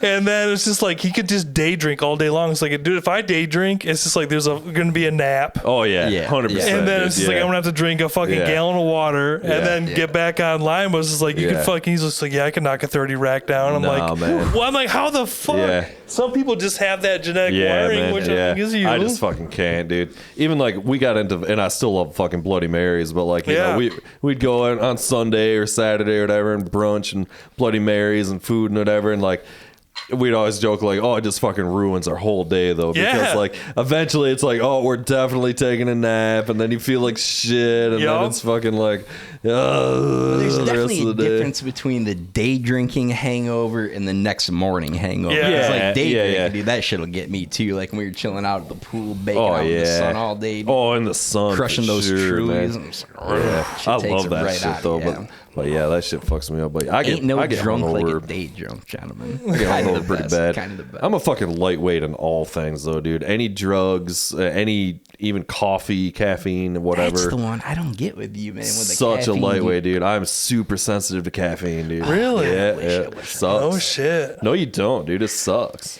Yeah, but like it's to the point where I've got to drink like a fucking French press of coffee just to be a normal human. Like I don't get coffee amped up. Like it's not like, whoa, I'm ready to go. Oh like, man, I'm borderline jittering and my stomach gets fucked up and I gotta eat because my stomach's L-theanine, brother. I've been telling you this guy takes some L-theanine. It fucking balances out the negative effects of that. Yeah, indeed. Dropping some health knowledge over here today. I like it. This is what I do. That's what I do. I feel like my time at Starbucks has desensitized me to the effects of coffee. To where it's just like, and plus I'm ADHD, so it's like whenever I get uppers, it just levels me out. Right. Where it's like, so like when we're on the road, like Paul has an Adderall prescription, and so like we have long stretches. My favorite time is like when we're playing a show, taking Adderall at 5 o'clock when we're loading in. And then, like, when we're playing, it fucking hits. Right, and then I have enough juice in the tank to make that next drive either home or to the next venue hotel. Yeah. But it's just like being a fucking, space case. If I drink a bunch of fucking energy drinks, I just level out. Oh, that's fucking energy drinks fuck me up, man. I've only done Adderall like twice. That's my fucking shit. I had a prescription for a while, but I was like, this is too much work. I survived most of my life without it, so fuck it. Yeah. People love that shit, but I don't do well on, like, I'm so sensitive to shit. I don't do well on any kind of, like, any kind of speed. Yeah. I mean, I've done a bunch of shit, but, like, it can be fun, but it's not my favorite. I think part of it is I fucking love to sleep too much. It's like all I really want to do in life is go to sleep. So like I don't want to be up for 24 hours fucking, all that fucking does out of suck my mind. if you take it and then you can't fall asleep and then you're in this halfway point. Yeah. That sucks. Yeah, and then you try and like calm it down by smoking weed or something. Yep. I'm still like a night owl and I love staying up real late, but I've been getting back to being very excited about sleeping. I'm starting to dream again the last handful of months. Dude, really pumped for the fucked up dreams that I have. Man. Just, like, dude, you know what I had the best fucked up dreams? Awesome. The first time I quit smoking, I took Chantix. And I had the most vivid, fucked up dream. Dude, the dream that sticks out the most is the band I was in before Tiny Tree. The dream was we were at the practice space and our buddy's girlfriend came by and we murdered her. and he was about to show up. That wasn't a dream. That wasn't a dream. You were on Chantix. That really happened. When's the last time you talked to her? She's not around, is she? She's still posting online? Dude, it was so fucking real. And I was what kind of Yoko was this, by the way? That's the fucking in your subconscious. No, she was actually really fucking cool. Like, she had the same sense of humor as me. So, like, when she'd come to shows, like, she's a lot of fun to hang out with. But yeah, we fucking killed her. And then we were trying to hide the body before her boyfriend showed up. And it was so real. It was like, holy shit. Yeah. And I remember my father-in-law took Chantix. I was like, oh, dude, you getting the fucked up dreams? He's like, yeah, I don't look forward to sleep. I was like, dude, I look forward to going to sleep every single night. Because I say to my wife, I was like, let's see what I get into tonight. That's how I am all the time, boys. I dream crazy dreams always. Oh, that's awesome. Every night, I can lucid dream. It's full color. Wild shit. Every single dreams, and it's many dreams every night. And when I quit smoking weed, it gets even more intense. Yeah. Oh yeah. But even with it, doesn't matter whatever substance I'm on. It's dreams like fucking crazy every night. See, I either like wasn't dreaming or couldn't remember them for years, and I didn't know about that until you were telling me about it. And they kind of happened incidentally, where I just like backed off the weed for the most part, and was like, "Oh, the dreams came back, and it's fucking dope, dude." Yeah. Alcoholism too. That's why fucking if you're like a legit alcoholic, like a legit alcoholic, yeah, well, that's probably more than anything. That's why he goes. You guys remember fucking like the old cliche was drunks would see the pink elephant in the room. Yeah. Oh yeah. That's the old fucking. Well, the reason why that is what they're actually talking about is it's because you don't dream, and if you don't dream at all for long enough, that starts happening in your waking state. So that's why you start seeing shit. Conscious remming. Yeah. Wow. I used to say that about Paul that I play with, like, he doesn't sleep worth a shit and is a space case a lot. And so I'd be like, dude, you're conscious remming right now. Or like, because it would be like, we'd have the same conversation over and over, and they would say things, you'd see things. I was like, dude, I think you're remming while you're talking to me right now. Where the fuck's he at? We're trying to fucking get him over here. He's probably on the road right now. So like, cause he started playing with Jesse Ray. Okay. So his band's called Jesse Ray and the Carolina Catfish. Okay, cool. And so Paul started playing with Jesse. And so it's like, Tiny Tree kind of got backburned a little bit. Right. The nice thing about that band is he can actually make money in that band. Wow, so, yeah, that's nice. Yeah. So it's like, unfortunately, like the music we play, and I even said to him, was like, man, I wish the music we played was like people liked. Yeah, well, yeah. Welcome to my world too. Yeah. Well, we fucking I've only met him once, so I've been friends with him on Facebook forever. But we did that show with you guys, if you remember or don't, at Mulligan's. You remember talking about this? Yeah. I do this band, quote unquote band, called Long After Midnight, and we did this thing at Mulligan's, and you guys played. But he came out when we were loading out, and he's like, apparently he's one of my good old buddies' nephews, like my friend's his uncle or some shit like that. And so he was like, who is that? George Naughton. Oh yeah, that's his uncle, Uncle George. Yeah. So he comes out and he's like, so you're Ross Morgan, huh? And I'm like, yes. I'm like kind of like, the fuck? And he's like, I'm Paul Jensen. And I'm like, okay, I know you online or whatever. And he's like, yeah, my uncle talks about you all the time. And I'm like, wait, like, who the fuck's your uncle, dude? Like, this is weird as fuck. But he's a good friend of mine. We used to work together, me and this dude George. So George is cool. Yeah. I've adopted calling him Uncle George too. Yeah, George is the man. Yeah, he's gonna come on the podcast. I've been trying to get him over here. He's fucking hilarious, man. But yeah, we did that show. We only done a couple shows with that band, and fucking like it was like a Thursday night. Yep. There was nobody there. Yep. It was our first time performing with that thing ever, so we were like, we want to go on first, and we're just such fucking old men, and a couple of the guys are from Lansing, and they were like, we gotta go. And so we just like left during your set, so I don't even get to see you guys play, which sucks now, because I'm like, fuck no, I wish I would have actually like stayed around and fucking watched. But they were like, all right, we gotta go. So like we were just like, all right, I guess we're leaving. Yeah, because the headlining band was from Detroit. Yeah, I think so. Yeah, it was some kind of crazy goth band or something. Yeah, they weren't bad. Yeah, I can't can't remember what they were called, I don't remember either. I know dude had like full corpse paint going. So. Yeah, and like he looked kind of weird, but then I talked to him. I was like, oh, he's actually kind of cool. He was cool. Yeah, he's a cool guy. Yeah. I think that's why he found us because there's not a ton of like industrial like whatever kind of things going on or whatever. So like we're probably one of the only ones around Grand Rapids. So we'll come out and do it. We had to like find a guitarist to like do the gig, and shit like that. Yeah. Man, I miss fucking. Part of me is like I really miss fucking playing, and another part of me is like I really don't. Dude, it's a grass is greener thing because like if I had to choose one or the other, it's like I would choose making records. But like we haven't played a show. Like we had earlier this year we were super busy playing a ton, and then Paul started playing a ton with Jesse, and then I was doing I've been really busy doing records this year, and so then it kind of sits it out, but now I'm at the point where I'm kind of chomping. I'm like, man, I want to fucking play a show. Yeah. Do you think preferring to do the producing stuff, is that a function of you truly enjoy it more, or is it just this is easier and I can do it in my underwear at my home and not have to go through the whole pomp and That's part of it for me, for sure. I love it. I love interacting with bands. I love connecting and making art because I feel like when, especially when you're tracking a record, the engineering of it is there's so much in my mind. It's you're building the house because 99% of the record's captured in tracking, and how you track the records, how the record's going to sound.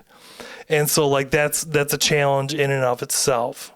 Towards that is really entertaining to me, where that embodies all the things I'm interested in, is between the mic choice, mic placement, everything, where it's just what are the building blocks that I'm going to create for the tone of this record. And a big thing for me is preserving the identity of the band, because if it's this is how you sound, I need to do everything in my power to make sure that you sound like you. It's just it's not that's really important to me. So that's always, I love that challenge of being okay. And ideally, whenever I work with a band, I try and catch a live show to be okay, what is the feeling that I'm feeling when I'm watching you as a band? I remember the band Arsenal, I've done 2 records for them. And the first time I played with them, they reached out to me, and the guitar player was like, hey, I feel like you'd really get our music. And he sent me a couple of videos. And I was like, well, hey, we're trying to get to Indiana. I was like, let's play some shows together. So we did a power weekend with them. So I had 3 shows of playing with this band. So then we played 3 shows, and the following week they came in and do their record. So I was just like, okay, now I know the impact that I felt as a listener, and now it's up to me to capture that. And that to me is it's really exciting. I that is super entertaining. That's bad. Is that a common thing that people do? Try to catch bands live? Yeah, producers especially in the upper echelons for sure. They'll, not only that, but they'll be at rehearsals and going through everything. Right. Yeah, when you can, that's the way to do it. Yeah. Do you try to track a lot? Do you do stuff is it drums and bass together? Is everybody playing together? Are you overdubbing everything? Is it what does it just depend? The way I like to do it is, start with drums. I'll record the drums, but I'll have all the instruments together to play together. If they choose to do a click will be in there. If not, then the whole band's together, and I have scratch guitar, bass, and if they want vocals. Keep the drums, and then move on from there. Okay, yeah. Because it's it just is way more natural, because you write together as a band, you perform together as a band. It just seems unintuitive to all of a sudden deconstruct the entire process that the artist is familiar with by being nope, play by yourself. Or you're well, I'm not used to playing by myself. Right. Where it's just and then plus that plays into feel, vibe, and energy. Because if you don't get those things right, a record's not going to land. Even if the tones are flawless, if the feel isn't there, the record's never going to land, because you got to think about the everyday listener. The everyday listener is oh, that song really grabs me. Why does that song grab you? Energy, feel, vibe. It's just not everybody thinks the engineer producer is just oh, those tones are flawless. No one gives a shit what it sounds like. It's I could play something for my wife. She's oh, that song's neat. I was oh, did you hear how good that snare sounds? She's I don't fucking know what a good snare drum is supposed to sound like. It's either going to grab you or it's not. Or it's just like, that's what I always lean back to is like, feel. Is the feel right? Is the feel right? Is the feel right? Is the feel right? Because the feel, if the feel is right, the tone will follow. If the feel is right, the tone will follow. If the take is right, the tone will follow. Yeah. Those things go hand in hand. Yeah. The performance is king. Performance always. 100%. Yeah. That's what I was trying to describe earlier with my cell phone analogy is that the performance is king. It sounds like shit on your cell phone, but why is this more intriguing than something else? You know what I'm saying? Yeah. It's the energy, the vibe that's created. So trying to recreate that. When I did live sound, I remember like watching a band play and I was like, oh, this band just blew me away. I go up there, I buy their CD. When I'm leaving, going home, put the CD on. Sucks. And I was like, this is really deflating. So it's like, that was something that just stuck with me. It's like, I need to make sure that when I'm making records that the artist translates to the listener so that when you listen to the record, you're like, oh man. And then when you go catch the band live, you're like, oh, wow. It's just like, it's like the record, but even more. It's like that to me is crucial. And like, every once in a while, I'll get an artist, like my brother specifically. My brother is a fucking grid junkie, and I will fight him tooth and nail. He's like, well, that hit's off. I was like, is that hit off because you know it's off? Because like if you just listen to it, it's not off. It's like if you look at the grid, okay, yeah, it's just a little bit here or there, but it's like the feel is right. And he goes like, no, but it's driving me nuts. I was like, okay. But he grew up on that, the era where the grid was king and Sound Replacer was coming in. Like that's all the music he grew up on. So it's like he's used to super grid, flawless edits to the grid and all that stuff. And there's a happy medium towards like if a band's tracking without the grid, then it's like I edit to the kick and snare. Line everything up. It's like if something's genuinely off, but it's just like if I close my eyes and I'm listening to the music and I'm just paying attention to the music, and if something stands out, then I'll make that adjustment. But if it's not standing out, then it's like just leave it alone. And that to me, like that's king. It's just like to me, like what like making records has gotten to the point where it's just like as I've evolved, it's just like I do less.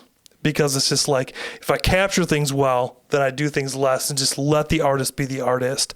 Because I also feel like there's one band specifically that I worked with where I captured them and mixed them, and it was very challenging. The band was not so great, but then I've run sound for them, and they were impossible to dial in their sound. They weren't that great. And they went on to do more records with another producer who auto-tuned, timed them to perfection. And I'm just like, this is lying to the listener, because if you listen to the record, like, oh, these guys are incredible. Then you go watch them play, you're like, these guys are fucking trash. That, man. And like, so to me, I'm like, there's a middle ground. But then like, I also feel like, I learned from my buddy who is a fine home builder who actually opened the restaurant with. And he was just like, he's like, when I set my rates higher, I got better clients. And so I have my rates higher, but the people that, like, the thing that I've learned is like my rates are higher, but I've also learned how to work on shoestring budgets. So I work fast. So it's just like my rates are higher, but I'm still making records cheaper than I was fucking 5 years ago. But it's just like, but then it scares people away. It's like, oh man, it costs that much money. It's just like, well, it's not that much money if you're prepared and know your parts. I know. But then that filters out a lot of the riffraff of people who are not ready to like seriously, work on a record. A lot of people don't understand what it actually takes to work on a record in any capacity, like it's like, no, it's a fucking lot of work. Like, even when you got your shit and you are ready, it's a fucking lot of work. It's just that. That's so interesting. Like that balance of not making it like a phony artificial thing for the listener, but also making it sound good. Right. That's a fucked up balance. Like, I feel like it's a weird thing. It's incumbent upon the band to be able to play their own shit. But at the same time, like if you're the one producing it, it's kind of your job to make it sound as as good as it can. But also, like, and what they want, is it real? That's why I wish auto-tune and some of these other tools didn't exist, and because it is fucking a lie, and people can make all this stuff, and like, it's like now there's no like, you don't know because everything's fake, so like you can't just be like, this singer's better than another, or or whatever, this band is better than another band or whatever, because it's like, yeah, a lot of it is all fucking fake. So it's like a great set of implants, even if they look and feel indiscernible to the real thing, like where do you draw the line in the air down to it? I think it comes down to like the biggest thing that like I do when I'm working with the band is pay attention to how they talk. Pay attention to what grabs their attention. It's like, oh, I love that. Oh, I love that. And then dog ear that for when it comes to like mixing. It's like, oh, this is their taste. And then also aligning with their expectations. Yeah. Where it's just like the artist will organically vocalize, oh, that's a good take. I was just like, okay, because like if I'm like, then I gauge how hard I want to push them, especially a vocalist. To where like a vocalist where it's just like, they may say, oh, that's fucking great, or they may say this is trash. I was like, no, that's actually good. And then the other thing too is just like tracking artists is to me more psychology than it is performance, because you want to lift people up, you want to make them feel good, because when they feel good, because especially singing, it's 100% head.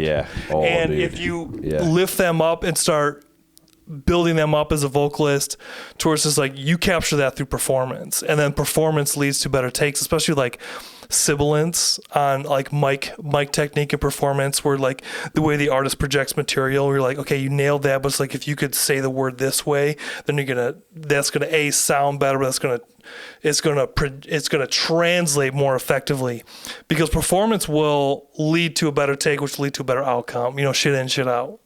And so like I think like that's the bigger key, where it's like not so much auto-tune exists and it's a very helpful tool, but like if you have a vocalist that is open to being pushed to that next level, be like, just sing that phrase and then comping a take, then you can get it to that spot where it's just like, oh, I didn't have to do that because I was able to chop some words together to make that take correctly, so to speak, where it's like they sang it, but you're just putting in the way that they sing it better. Kind of to that point, like how do you handle it personally when, like, are there instances when you feel like a take is really great and you really like it and they feel like it's dog shit, or vice versa, they think they nailed it and you're just like, no, that ain't it? Like how much are you kind of pushing them in your direction versus ceding to what they are digging? Like how do you handle all that?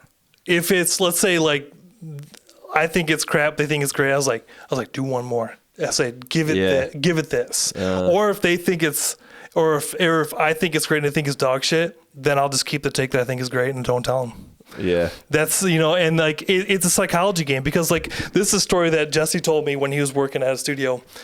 Artists sang a vocal, like, I can, and the engineer was like, no, that was fucking perfect. And so it was a tape studio in town, do the math. Singer tracked it and they're like, oh, that was way better. And he played it back for him. They're like, oh, see, I told you I sang it better. He's like, that was last take. It's a head game where it's like, a lot of times bands will be like, okay, you have enough there to work with. And I'll listen to it. It's like, this take's fucking dope. And I'll commit. And then I'll play it back for him. It's like, yeah, this is fucking great. And I was like, yeah, that's the vocal day that you said you sang like shit. Interesting. Okay. It's a mental game, because like, if I'm telling you this is fucking dope, then your preconceived energy is like, this is fucking dope.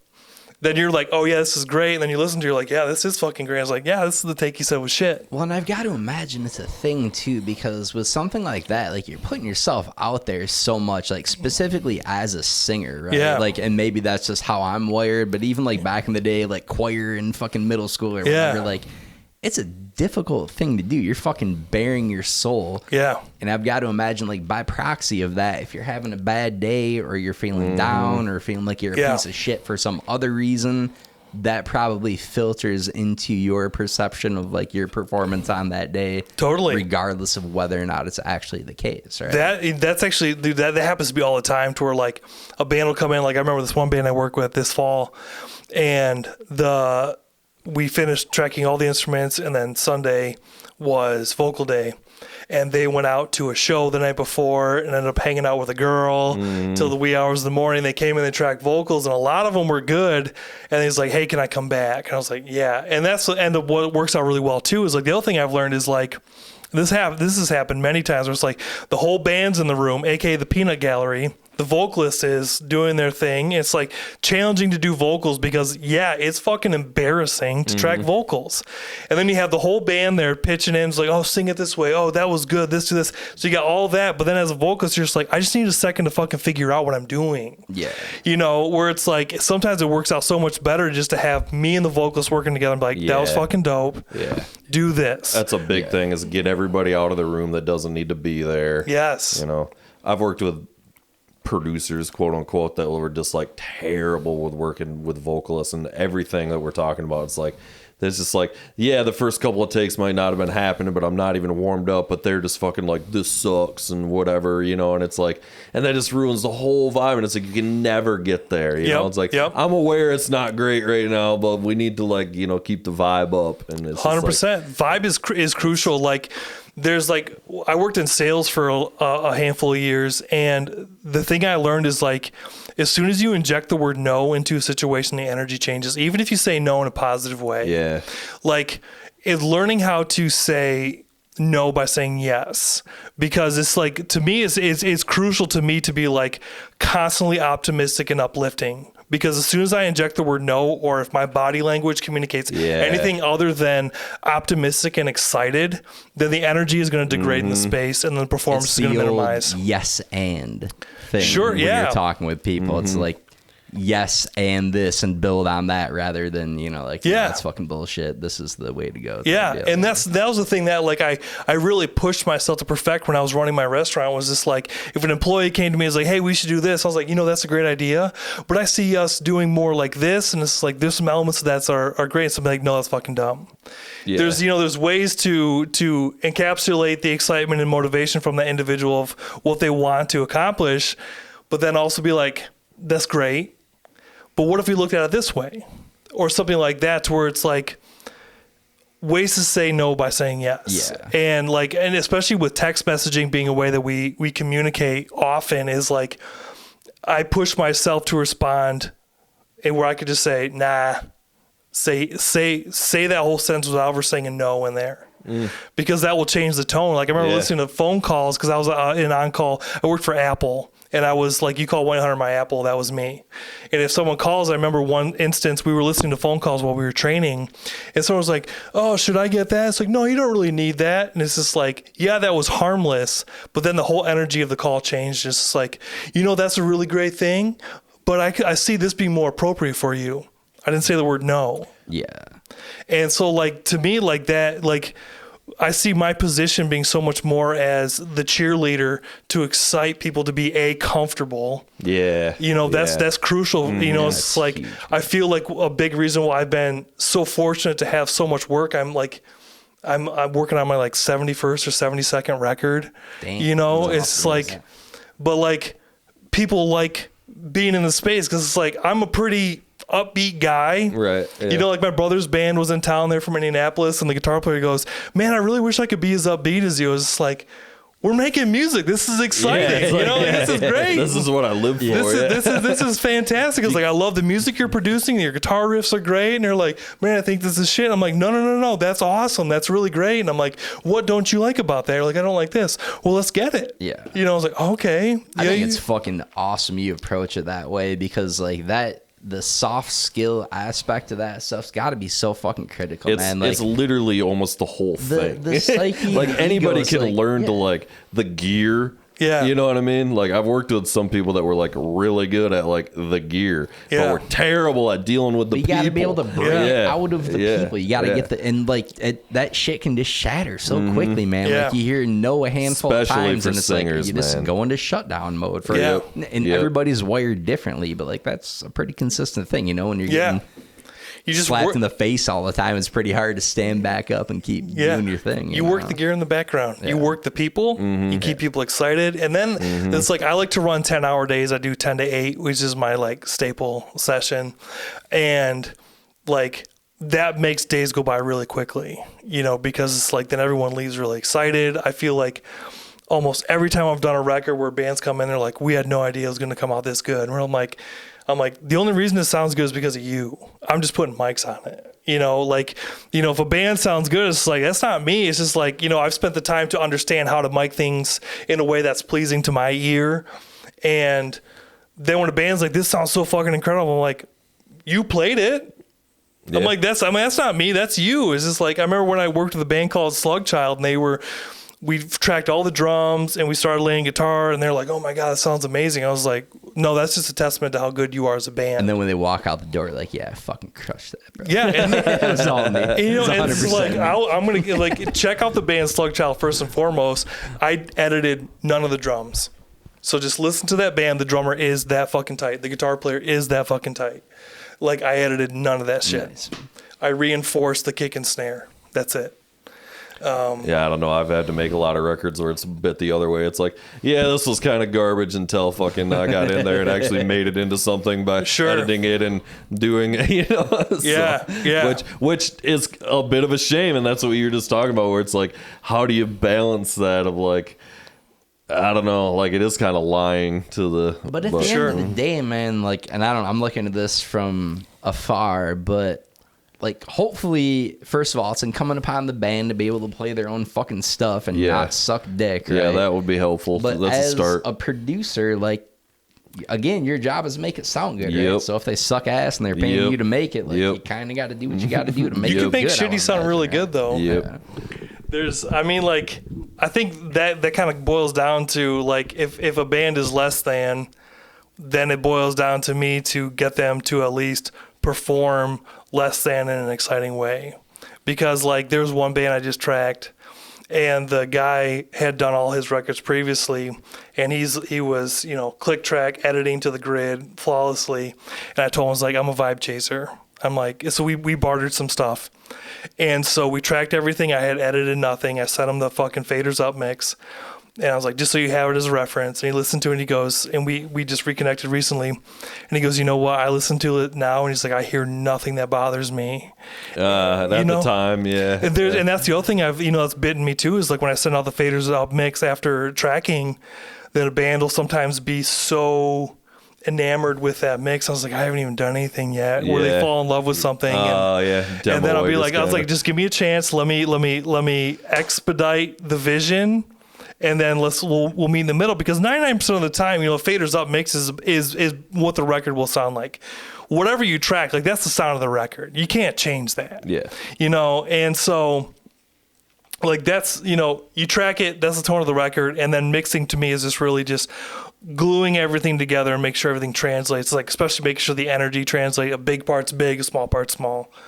But, like, you can excite less than, I think is really the biggest thing, where it's like, if you have a band coming in that's not so confident about something, you build them up and you get them to perform something effectively. It's like, this is great. Like, the tones are there. It's like, we can work with this. This is awesome. And it's psychology. It's so much psychology. It's not less than, it's less and. Less and. Yeah, there you go. But I think another thing too is, like, if people are, trusting me with their art, I think it's inappropriate for me to me too my vision on them.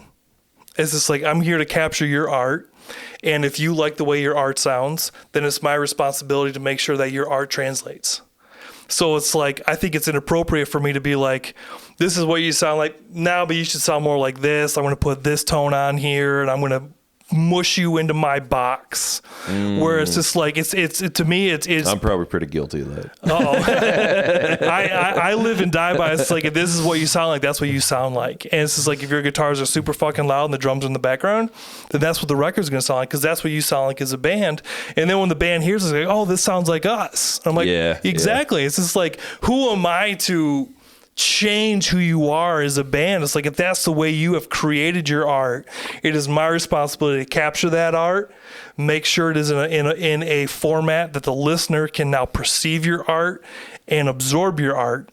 So it's like, it's an interesting little conundrum. It really is. It is. It is crazy finding that. I mean, the fucking whatever the solving it is, basically like, if the band's great to begin with, you don't have to make that decision, right, yeah, sure. If they know their stuff and they know what they want to do and whatever, But if you got somebody who, like, doesn't know what they're doing, they're coming in and they're paying you to try to make something, and you're like, I don't think you got in over your head. I've dealt with that a few times, you know, where it's like, I don't think you really understand what it actually takes. Like, you are kind of not really ready to be making the cool a record, thing about you know? those situations, though, is now you are the vehicle to educate them and lift them up to be like, hey, this is how you can be excellent. Like, I never looked at it as a negative thing. I always looked at it as an opportunity. I'm really excited about, like, you know, I've got this piece of gear. I don't know how to quite, you know, to dial it in. I'm like, well, to my ear, what if you try this? It's like, okay, this is sending me the right pass, and they fuck with it, and they're like, this sounds really cool.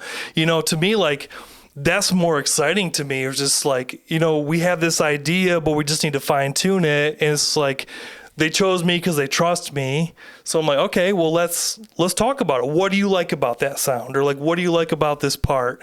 And let's harvest the good. Where like, I think so much of it is just like using it as an opportunity to get people excited about their art. You know, where it's just like, oh, well, you know, head scratch. I'm like, head scratching is a fucking opportunity to be like, let's make you fucking great and show you, be like, recording is already immensely intimidating because it's super vulnerable. We want to get you from head scratching to dick jerking. Exactly. Yeah. So it's like when you focus on, I remember this band I was working with from Lansing, and the guitar player's kind of looking at me. He's like, is that cool? I was like, no, that guitar tone fucking rips, dude. I was like, run that shit. He's like, really? I'm like, yeah. And then he goes, he's feeling good, fucking nails the fucking take. He's like, no, I want to do an overdub here. I'm like, he's like, what do you think about that tone? I was like, that tone fucks.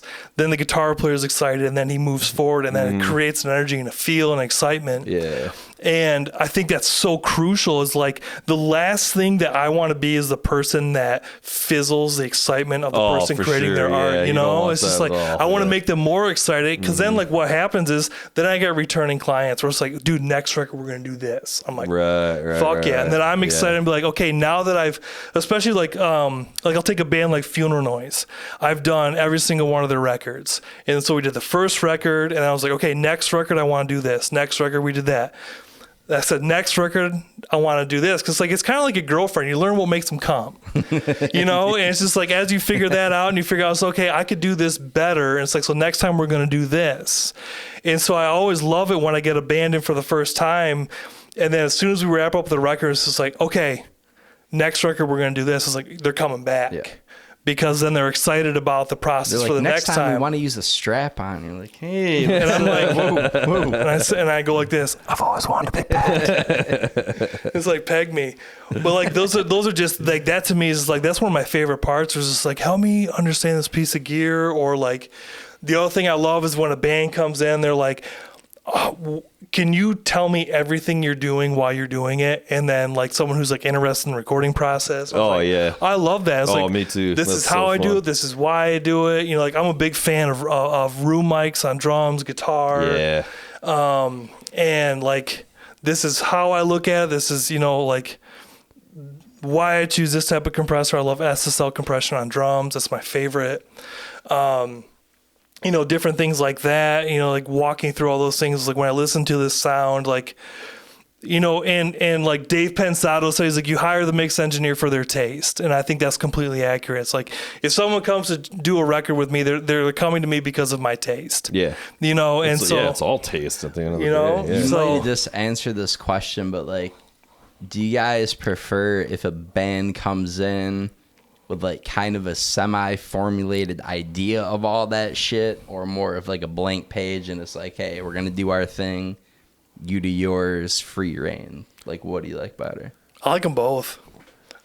Yeah. Like, I would just want them to know their material, really, and then we can dive into if they don't like a tone or something, we can work on that. That's what we're doing in the studio, you know. But like, I just want them to kind of at least like know within reason what it is they're actually gonna fucking play. You know. And I'm into improvising too, especially if they're great and they know, like, you know, I'm gonna improv this solo. When it comes to doing the solo, they know they're gonna do that or something. It's different than just like not knowing their songs, you know, like that can be a time killer. And that's where like I try to remind guys, it's like, hey, we have this much time allocated. It's just like, we got to make some decisions here. And it's like, and that's where I think like the financial thing can help motivate people to think about stuff. Like when I first did the American Cheese record, they sent me a 4 Year Strong record. They're like, this is the formula. So I binge listened to 4 Years Strong. I can't remember what record it was. It was one that Kurt Ballou did and Brad Boatwright mastered. So I was like, okay. So I'm like, I pulled the elements away from it. I'm like, the key things, the way that the balance of drums and guitar was mixed. And so I was like, well, here's something cool. I have a Kurt Ballou drum library, And I was like, and I've used Brad Boatwright for mastering a ton of times. So send it to him to master. And then you have the recipe for this. Record turned out great. And so like something like that, I think is helpful just so I can get an idea of like where their tastes lie and like how loud do you want the kick in the mix? How loud do you want the snare in the mix? How loud do you want the guitars? Where do you want them to sit? Because what my tastes are, and then that comes back to listening to how the band talks about, oh man, I love the way that kick hits. Dog ear that for my mixing, keep that kick present. Do like a clicky kick? Do like a more sedated kick? I tend to gravitate towards more natural sounding kick drums. To where like a super clicky kick drum sometimes drives me fucking nuts. Yeah. And it's like, it depends on the clickiness though. It's like depending on where it sits. I've come to find where it's just like, I like the clickiness upward of like 16 or 18K to where it's just like you hear it, but it's not invasive like a kick drum around 2 or 3K, Depends on obviously the style of music too. Certain kinds of metal, they want that super clicky kick drum and shit, But finding that balance to where it's just like, to me, like when I'm listening to music in the speakers, like there's a wall in front of me, and is the material penetrating that wall that's in front of me? It's just like, is everything glued together and feeling cohesive to where it's just like, is the clickiness penetrating, breaking that threshold of what's poking out, or is it sitting to where it sounds balanced? Poking out. That's what it's called. It's poking out. That's that about everything. That's a big thing. It's just like when a mix feels out of balance, or it's like a kick can be clicky, but it's just like, where does that fit in context to the rest of the music? Where does it sit next to the bass drum? Yeah. Like I'll find myself fine tuning the tone of the bass drum by soloing, or the bass guitar and bass, soloing the kick drum and the bass guitar to make sure that they're cohesive.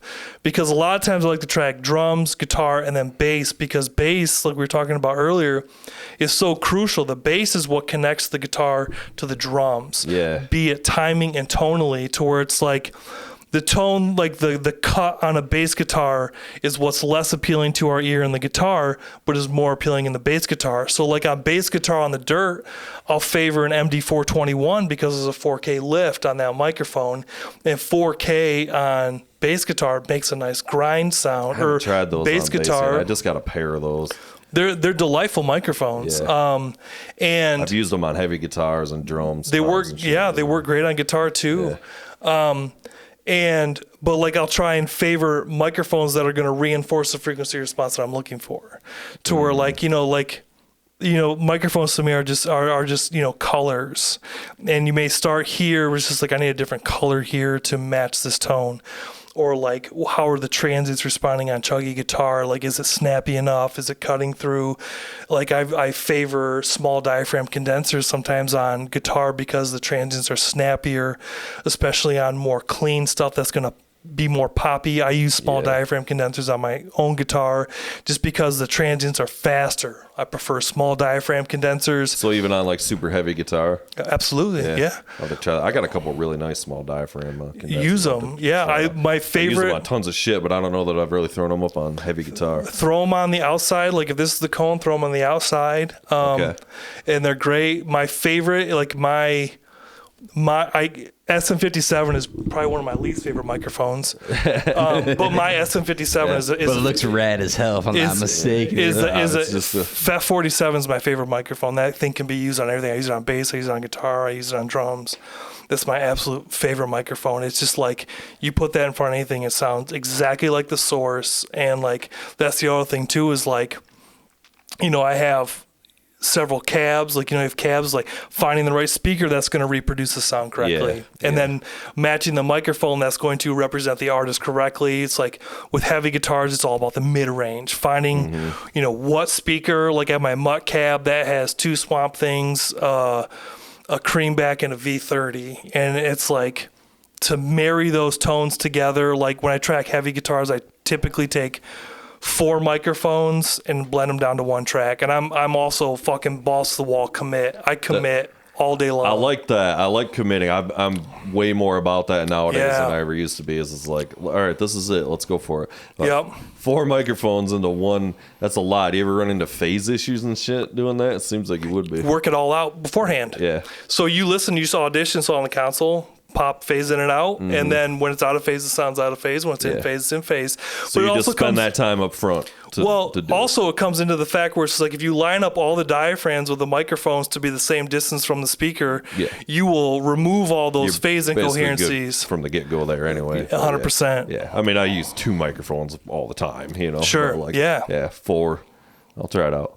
Ironically enough, the high school teacher we were talking about earlier has had great success with 4-in-1. She's really made a statement. Where's the thing? Can I get a rim shot? Can I really get a rim shot? Like when I did Bronson Harm, I had 14 mics going on his guitar. That feels like an awful lot of mics for somebody that knows nothing about it. 2-man band. So I was just like, well, let's capture your guitar of the way. So like I was fortunate enough to see that band play. I was just like, I want to capture the way I experience you live. I said the way you guys perform is very impactful. And the guitar player Blake, who is an outstanding mastering engineer, is he's just like, and I was like, I'm going to capture you the way that I picture you. So we bartered out. He's going to master. I'm going to do his record.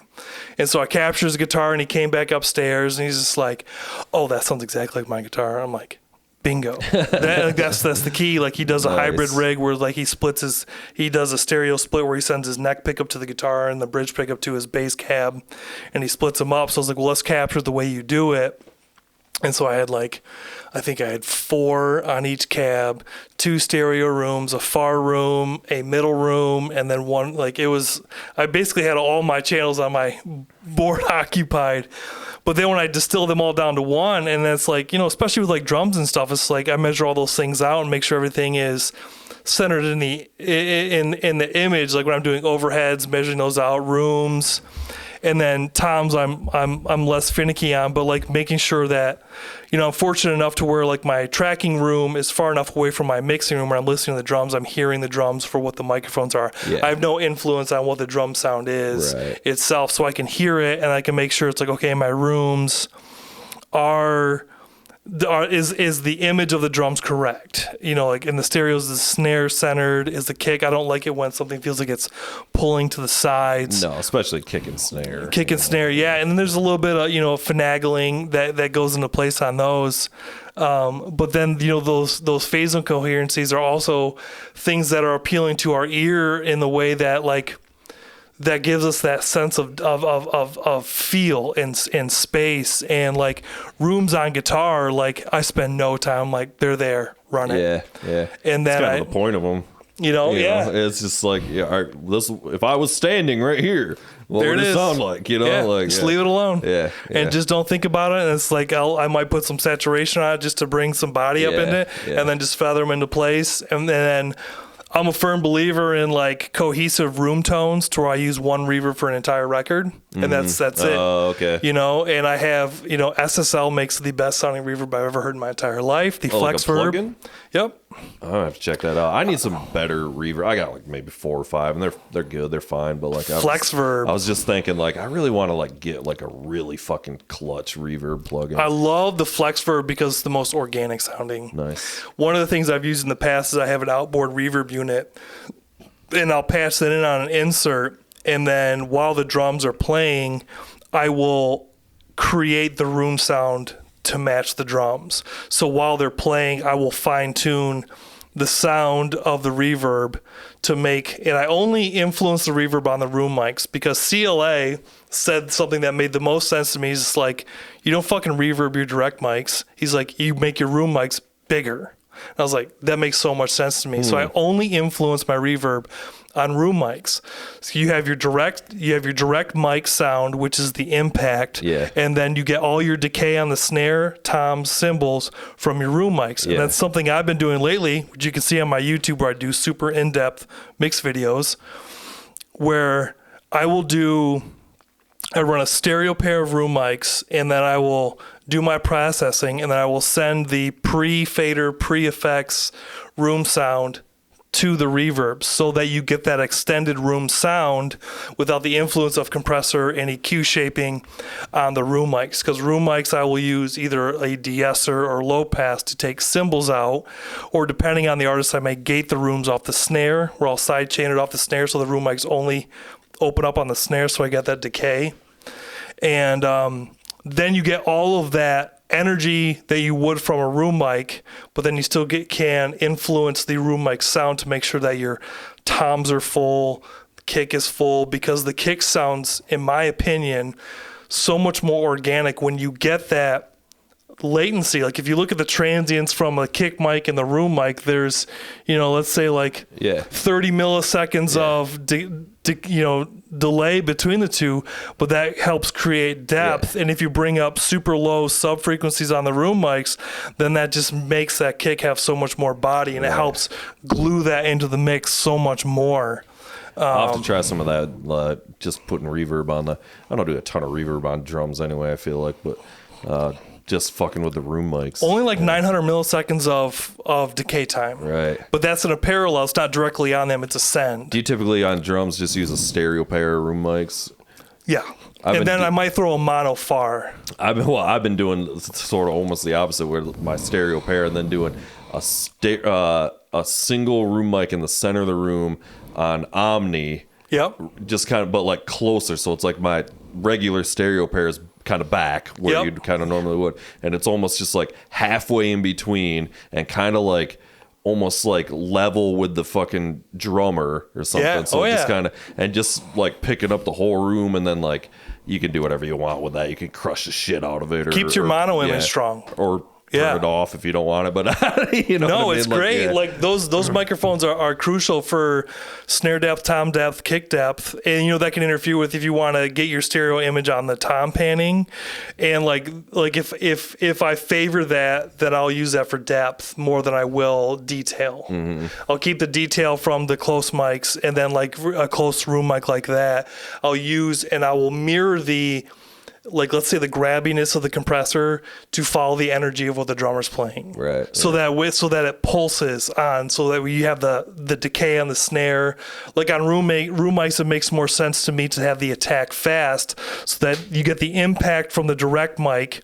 So when the impact from the direct right mic is happening, the immediate compression is happening on the room mic, so that room mic is ducking temporarily, and then when that compressor releases, then you get all the tail of the snare. So you get right. So then that pull, where mono room mics are wonderful. Yeah. So continue to do that, and then that's a huge way you can glue the image together and then distort the shit out of it. Yeah, that's basically, it's kind of what it's there for. It's do I want to just add a bunch of fucking distortion or whatever to this and put it up in there for some crazy shit or whatever. That's a great way to bring out snare details, snare buzziness. I've come to the point where I use a distortion parallel where I feed in my snare bus, tom bus, and kick bus, and I balance it. And through Plugin Alliance, they came out with the Loop Trotter plugin, and I use the Loop Trotter and I add a parallel distortion, which I blend in with the drums and that adds more detail from the snare, especially if the drummer does a lot of ghost notes. I have a couple snares I have that I own that are very sensitive for detail on the snare. So depending on what the drummer's bringing, I have a house kit that I keep now that's dialed in the way that I like the way it sounds. Yeah. And then, so if they're doing a lot of detail, then I can harness that detail through having that parallel distortion, because that favors the snariness, that sound of the snare, but then it also adds a little bit of snap to the kick and toms, and I'll balance in how I send to that distortion plugin. But it's I got YouTube videos that fucking dive into exactly how I do all this shit. I didn't know you had a bunch of shit on your fucking YouTube channel. Dude, I have 4-hour mix. Time Machine? What's the YouTube Analog channel? Time Machine, yep. Okay, nice. And I've got fucking 4-hour mix videos where I go through mixing a session from the ground up. I've got videos where this is how I tracked everything. This is some stuff I put on it. I've got Best Noodles in Town, which is a record that's going to be released here pretty soon. I was really excited. You know who Josh Schrader is? No. You know who Lorna Shore is? I feel like I know that name. He did their last record. He mastered this last record, and I sent him an email. I was like, dude, super pumped you did this record. He's a guy, I really admire his work. Sweet, yeah. And so he mastered their record that I just did. I've got I think Funeral Noise on there. I've got American Cheese. I've got a bunch of records where I do a deep dive. Tongue Cutter, which is a really cool 2-piece band. But like everything that I do is like broken down. How I captured it, how I'm processing it. Because like I remember like for myself, like when I was working a corporate job, it's like I just want to watch someone mix a song from beginning to end. And it's like, to get that, it's like you have to pay for their course. I was like, I don't want to fucking pay for your course. So I was like, fuck it, I'm going to put some shit out there. It's like, you want to see, it's like, this is how I captured it. This is what everything sounds like raw. This is what it sounds like with all my processing on it. And then people can be like, oh, this is... Because I remember being like so confused when I first started tracking, being like, how are they ending up here? You know? Yeah. And like one of the biggest eye openers for me is when I heard drum sample packs. I was like, I heard drum sample packs, and I was like, oh, these drum samples don't actually sound that good. They sound good, but they're not perfect. But then like hearing the way that they capture the drum sample, I was like, okay, so I like the attack on this kick drum, so this is how I need to record it. And then taking that and being this is the kick drum sound that I like, so now I need to either find a kick drum that size, tune my kick drum this way. So now like I have obsessively become obsessed like with reverse engineering, tuning drums, being like, if I want this sound, this is how I'm going to tune the drums. Because to me, like drums sound the best when they all sing together. When the snare hits, the way the toms ring together, you know, like all those pieces play together.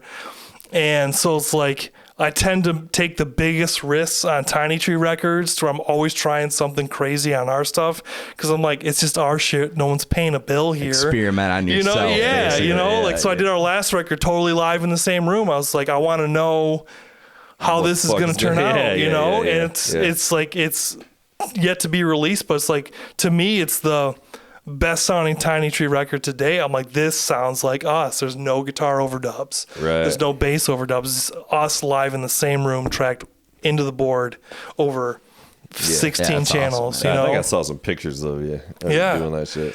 But then that was like a good challenge for me to be like, okay, what is absolutely necessary?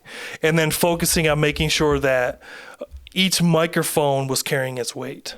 Being like, what's absolutely necessary, you know, and then that's you know, like necessity is the mother of invention.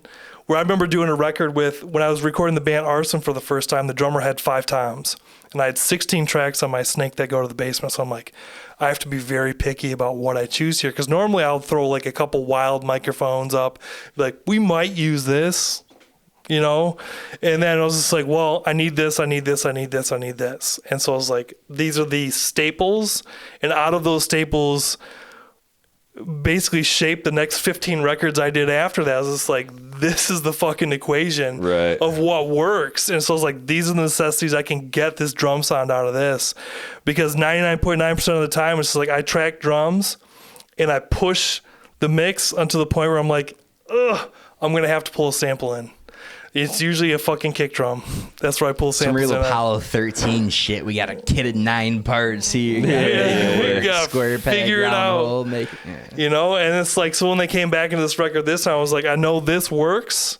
We're going to try these things. And then this time, because we had more time set aside, I was real picky about drum tuning. I was like, okay, we have the time this time, where last time we were on a stripped down budget and time. So it's just like, I'd listen to the drums room, like that'll work.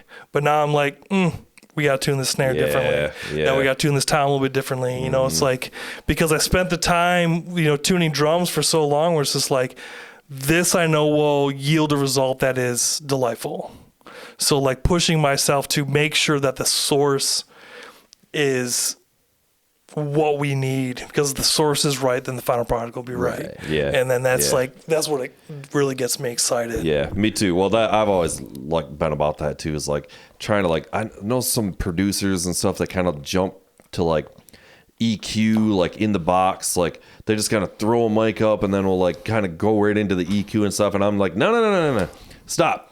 I don't want to even talk about EQ and shit until like, let's look at what we got, the source here, and let's look at the mic, and let's look at all that first. Like, you know, if you do all that right, you know, like of course you're going to use EQs and stuff, but like, I don't know. And that to me is also the fun of it. Oh, too, yeah. you know. Yeah. And I get it when you got like 2 minutes to make something and get, but like I was like, all right, don't jump to the EQ and stuff yet. Let's fucking let's work the mics here first, Yeah, like that kind of shit. So that's key. Like I remember like this last 2 weekends ago when I was doing Arsen's record, like I was getting Dave's guitar and he's like he has cabs set up downstairs and I came back upstairs. I'm like I have my standby mic placement where I was like I know this works.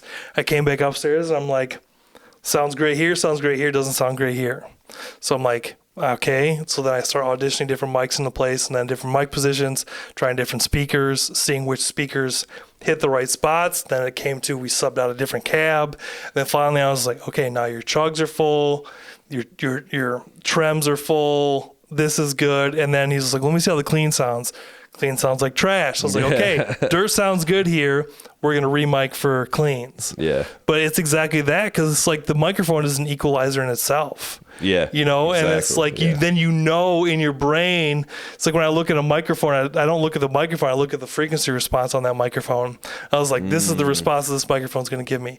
Like my DS35s are one of my favorite microphones. I was like, this microphone is my favorite snare mic in the world. Super hi-fi sounding, nice mid dip, makes the snare super detailed, but then I can bring the mid-range attack up through the overheads. I fucking love that microphone on snare. Which microphone is that? What is it? Electro Voice DS35. Okay, cool. It's a vocal mic from the 80s. Yeah. I have two of them. They're I do great. like some Electro Voice stuff. They're so fucking cool. I got these weird, I'll show them to you after, these weird old Electro. I don't even know what the fuck they are. Yeah. They're from the 70s, I think. They're Cool. fucking weird silver handheld. But we've used them on toms. They've gone on horns. Dude, it's so cool. And it's just like that. It's just another color. It's a color. It's just like every microphone is a color. I don't look at frequency response on fucking anything. I'm the opposite. To me, it's all just like kind of like ear or just like I don't know, just kind of knowing what they do. But I like never look at the fucking frequency response on the box or the. Yeah. I kind of just don't give a shit. It's me. It's like let's throw it up. What's this sound like? Okay, and then you just kind of learning them as you go. What your mics do or whatever. Yeah. But you're way more technical than I am. But that's just the way I'm wired. Yeah, I'm a super technical and I'm wired guy. the other way. I'm just like I don't give a shit what the technical thing says. Let's kind of just see what happens here. For my brain, like the way I function is like I need to know how something works from the ground up to understand it completely. Yeah. To where like it's same thing with like I'll typically start favoring. I have 6 or 8 preamps that are transformer coupled, and if the transients aren't translating correctly, then I'll shift to a straight solid state coupled mic pre. Like overheads, I do not like transformer coupled. That's one thing I've learned. Toms, yes. Snare, yes. Kick, yes. Sense. Yeah. And then there's just like, there's also like, when you understand the function of a transformer is like when you get that magnetic flux that saturates the core, then the way that you get the harmonic shift and phase shift and frequency response across a transformer, it's like, that's all the shit that's just like in my brain where I'm just and like. I have none of that. But then you're just like, so like when I think about it, it's just like, okay, the high end isn't right there. And I'm just like, needs to be this. Do you know who the producer Joe Barresi is? Oh, I fucking love Joe. Yeah. I'm like, you and Joe Barresi need to just sit down and talk who wouldn't love to talk to that guy forever? He's very much in that same way with the way he makes pickups and everything he's into. There's a interview he did with Warren Hewart that I have watched many a times. Yeah, he's great. I love that. I fucking I can't say I met him. I gave Warren the fist bump at the NAMM show. We really? We passed each other in the shit. thing. And I went, produce like a pro. Just gave him the old fist bumps. Dude, I feel like watching his videos, like they're so good, man. Watching his interviews like took me to the next level. Yeah. As like an engineer, because like the thing that I learned was just like an engineer would be like, yeah, I really like this on this, and I'll be like, okay, and then be like, I use this on this. I'm like, Okay. And then it's like dog ear and all that stuff. It's like, okay, so he favors these pieces of equipment. Yeah. And then me, when I'm watching this video, I'm fucking Googling it, looking up the schematics, watching all that stuff, and being like, okay, why? What is the... I look up the gear and see how much it costs. I'll get on Reverb and see, like, should I go buy this? I've done that too, but then it's just like, okay, like, what is the ultimate result from, like what is it about that thing that makes that? Because then, like, my decisions coming up to that basically, okay, so he uses 1176 here. I'm like, okay, why 1176? And it's like 1176, I love and I hate that compressor at the same time. Me too, man. Me too. Yeah. I sometimes I can't get along with it. Yeah. I don't know. And like some guys like swear by it, and like I love a fucking LA2A because they're so stupid simple, and they're just, I don't know. I just kind of dig that sound, but and fucking I've been using the plug-in versions of the fucking distressor, and I'm like, I gotta get a real one. Dude, the distressor, it's when Plug-in Alliance came out with the Kiev one, so good, dude. And it's on everything, dude. I just put it on the kick drum, and I was just like, oh. Well, the bonus in that fucking thing too is they have what's the company that makes it? They have the real one. UAD? No, the fucking company that makes an actual distressor. Empirical. Thank you. Goddamn. Well, anyway, in the plug-in, they have their fucking saturator and warmth thing or whatever. Like Kiev did that. Yeah, with that's what I'm saying. Yeah. No, it's not actually in the, but I think it's a Empirical Labs unit. But I think they just added it in that plug-in. Those are so useful, dude. It's so good. It's like the best saturation, just like simple, not over the top, just a little bit. Dude, just a little bit. I'm using that fucking thing everywhere, probably too much. You know what I mean? Dude, like, I know. I'm just like, distressor, blah. It sounds great. It does. It fucking owns. Like I was like, good on everything. It's like, so I do the Plug-in Alliance, mix and master bump. That's what I got it too. God damn it, Addison, you're too goddamn tall.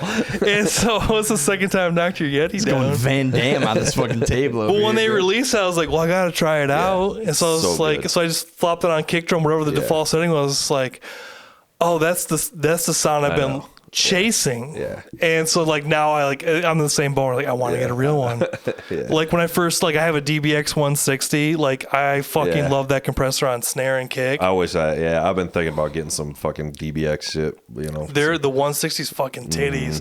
And so now it's like I've gotten to the point where it's like I commit less when I'm tracking sometimes, but then I'll just patch them in digitally. I'll use I use Reaper, so I use reinsert, and then so I can patch in like outboard stuff. Like I have my outboard like vocal chain, which goes. I bought the Bluey 1176, which like when I first heard that, because I have the Warm U47 clone. Yeah. When I bought that microphone because I've been trying to find the microphone that works for my voice, and then I got that microphone. I was just like, oh, there it is. And then when I heard the U47 for the first time, I was like, that's a very familiar tone. And then when I got the Bluey, and then because it has an input and output transformer, and when I would set the gain on it on the insert from my console, then I was like, this is a sound that I've heard 1,000 fucking times on all the records. It's just so familiar to where like then like having the hardware unit like made me understand the plugin so much better. Yeah, the hardware stuff is, I mean, if you can get it. Every time I would say hardware every time. That's so the only great. reason, and I've had another like excellent producer tell me this. He's like, the only reason I would use a plugin is if I don't have the real thing. Yeah. But I have the real thing. So he had the real thing. So he's like, I'm going to use the real thing. He's like, there's no other reason. So and I'm like, you don't fuck a woman with a dildo and you got a functioning penis right there. Like, come on, at the end of the day. It's like when I finally learned what a 2520 op amp sounded like. It's like, so I've got those in my master bus. I was like, okay, this is why I like API. Like, if I were to buy a console, it'd be an API because I love the API sound. I've got an API master bus that I built into my console. Nice. And I'm like, okay, I love the way that sounds. Like, with Plug-in Alliance, they have the buses. Like, if I need a guitar just to pinch more, I'll just strap an API bus on just to get the 2520 op amp sound. Boom, right out of the gate. And then, like, when I was doing Best Noodles, I was struggling to get his vocals creamy, and I was trying every fucking plug. I was like, let me try this one, let me try this, let me try this. I was like, fuck it, I need to patch some outboard gear in. Because sometimes I'll even patch in a channel strip and just run it through the channel strip and then send it back into the thing just to get that sound of it. If I had more gear, that's almost the way I like would want to like mix, is like just the hybrid style. Yeah. I've only seen thing so that many sucks, fucking guys doing that, and it just appeals to me. Like, it makes sense when it's like, depends on how busy I am with records, because sometimes I'll be like, I'll have like this spring I had like, at one point I had 4 records I was mixing at the same time, towards just like having to do recall. So recall is... So like when I would do mixes on my console, I'll set everything at Unity and do all my automation in the box, and then just use the console for color. So we're like, now I have... So like when I finished Noodles, I did 1176 cascading into my DBX 160, cascading into my Rocktron 320 as my vocal compressor chain, and like the coloring of those circuits soften the high end in a way that's like, it smoothed it out to where I wasn't able to achieve that in the box with plugins. And then like the bass guitar, the BBE is the shit for bass guitar. I still have it in my rack that I use, and like 9 times out of 10 my favorite is low contour, process all the way up, and then just feather that into place. And then I have a Volumax, which is an old AM radio broadcast limiter. That thing is fucking titties for let's say a vocal mic, I just need to soften the high end a touch, I'll just patch that in. I may not even use the compression on it, just patch it in, because the circuitry will just soften the high end just enough to smooth it out. I'll use it on bass, because it's very... like smooth like an LA2A, and that's how that Rocktron 320 is. It has compression and it has EQ, and it's actually a guitar compressor for like when guitar players are using them in their racks. But if you put it on level mode, it's like compress. So it's real slow. So I use that as the final. So it's like I get the fastness from the 1176 into the DBX. So like whatever the 76 doesn't catch, then the DBX will catch it, and then any remaining goes into that Rocktron. And it just levels it out to where I can just push that vocal right up to the front and have it sit really smooth without much, like, like you get that weird artifact decay with the releases on compressors. I was like, oh, this is really cool. So now I've just got to the point where I'm like, I'm probably just going to use these as my fucking vocal chain for a while.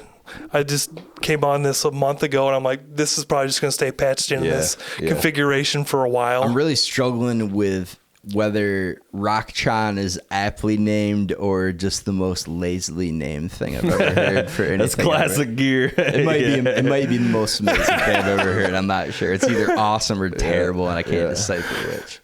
It's like, what's funny is the like Rocktron 3000. Pretty much. Yep.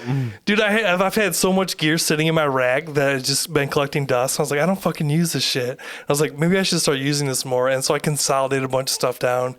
Then I was doing this Noodles record. I'm like, I'm not fucking getting anything out of my plugins. It wasn't cutting the mustard. Isn't it weird too how like some gear that you like write off that you're like, this thing stinks, whatever, you can come back to it like 3 years later and be like, oh, this thing fucking rules. Like, what was I exactly what happened to me? Yeah, I've done that a lot with microphones. Like, this thing, I'm just not getting along with this mic, and it'll sit there, and then I'll fucking break it back out on something and be like, I was just fucking crazy. I don't know. Dude, I go through that. And that's how it was with those compressors. I hadn't patched that Rocktron 320 in probably 4 years. Yeah. And I patched it, and I was like, this thing kind of rules. It's like, because back in the day, I like when I didn't have what I was looking for, I used that. And I was like, it did the trick. And so I was just like, well, why did I stop using it? I've tried to, I've sold a ton of gear, and like I've tried to like, if I can, to not and like hang on to it in case. Some mics might be terrible for a long time and then good thereafter, like Tyson. It depends on the source. Can a brother get another rim shot? It's funny how like depending on the source is like what will like make me fall in love with it, because it'll be like, this was great for this, and I pull it up on the next band I'm tracking, and I was like, this is not doing it at all. Like the next thing I want to get is an actual Pultec EQ, because that's because I'm like, I like the curves on the Pultec for kick and vocal. Yeah. It's so money. Yeah, so eventually after, we just built this kind of spot, so I'm kind of don't have any money for gear right now. Yep. But, in the next coming years, it's going to be some more like actual outboard gear, some more compressors, a couple EQs, a few things like that. I'm fucking dialed in with my mic pre's. That was the big thing, was I'm going fucking high-end mic pre's, starting there, Crucial. Mics, high-end mics, high-end mic pre's, high-end converters. If you got that, what are you using for converters? I got the Apogee Rosetta stuff, which is pretty old now, but it still fucking owns and gets the job done, and price is right on it. And it's crucial. Yeah. It's crazy, like having good converters. Like it was, I remember. That's the best thing that I've done if building my own studio ever was because I had great mics and I had great pre's. It was just like less of them. And when I switched to real converters, it was like taking a fucking blanket off the speakers or something, dude. Yeah. And it makes total sense. And because it's literally the thing that turns it into the fucking sound that you're hearing. And I mean, kind of is crucial, but a lot and converters have come a long way. They're way more high quality now and cheaper pieces of gear and shit than, you know what I mean? So, at that time, it was like I was just using, because I used to do most of my stuff in Muskegon with my brother. He had the way more higher end shit. I just kind of had my own little one room little thing going on, you know. But tracking through the fucking, what do you even call it? It's like an interface built into the thing. With the mic pre's built in. Yeah, an all-in-one little desktop, whatever the fuck thing, and it sounds okay, and then but when you start stacking shit up, it just gets like a smear. It's just a fucking smear. And I can tell you exactly why. Yeah, I bet you can. Consumer grade op amps, Texas Instruments TL072. Once you hear the sound of that op amp, when you take it out of the circuit and you put a higher performing op amp in, and when you hear the difference, you're like, that's the everything that we hear uses that op amp. My console was filled with them. My interface, because I was using the Focusrite 18920, it uses those op amps. When you hear that op amp, and then you use, because I saw your stuff, you're using a lot of that stuff has discrete op amps in it. Once you get away from that op amp, then you hear the music and you get good. And same thing with converters. When you get higher end converters, they're not using consumer grade op amps. They're using higher performing op amps, so that what's coupling the material to the actual conversion, because conversion is if you want to get really nerdy, it's you have an input buffer with variable gain that's digitally controlled, which is probably a that corporation op amp, and then that goes into your converter, and your converter is just creating ones and zeros out of the analog input. So and then if there's capacitors that are coupling to block DC, then that's what influences the sound of your thing. When you get higher grade converters, they're using higher performing op amps. They're using better capacitors tonally to couple the sound, which create better performance. In my console, when I got those new converters, I remember my wife came in, I was like, pick a song off Spotify to play. She's like, I don't know, Taylor Swift. I played Taylor Swift. She's like, wow, that sounds really fucking clear. And so when I was mixing in the box, monitoring off my Analogue, I was like, this sounds fucking great. And I brought it through my console. It sounded muddy. So I went through, I looked at the DC offset coming off my op amps. I was like, this is low enough since I've upgraded. I'm going to fucking bypass all the capacitors in my signal line. So now I have completely DC coupled channel strips. And all of a sudden, I was just all that mud went away by 86 and all those capacitors by having just straight wire DC coupled. That's amazing that you know how to do that kind of shit. 'Cause, to me, I'm just like, no, I just got to buy better gear. To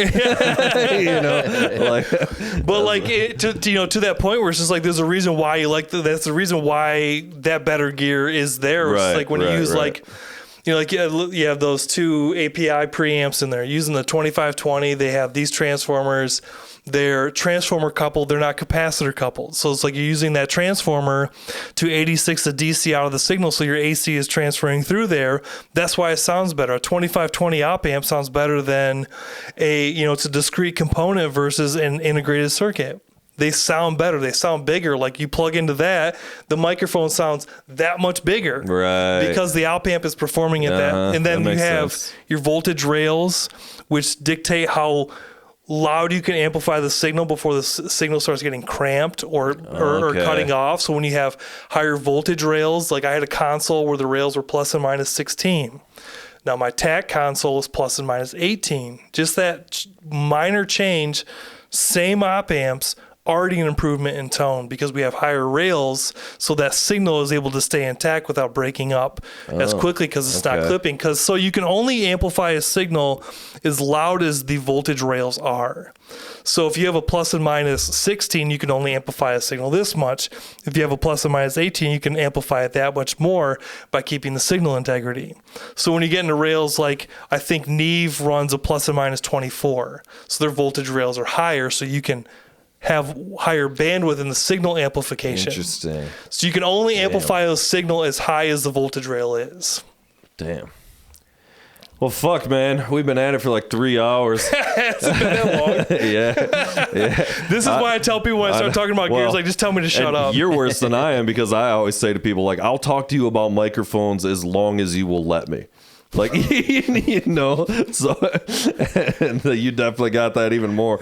You got a way more technical knowledge about shit than I do. It's fucking crazy. But yeah, man. So fucking real quick before we go, though, we did just a quick little video about your pedal. Yeah. Talk about the pedal real quick and where people can get it and shit. Yeah. So clarity, like, to me, that pedal was just like, it was an accident. And when I played through, I was like, this sounds like my fucking guitar. I love it. It breaks up nice. The pedal is built like a tube amp. It's got 3 gain stages that roll into each other, so it's very dynamic. If you play quiet, it's quiet. You hit hard, it breaks up hard.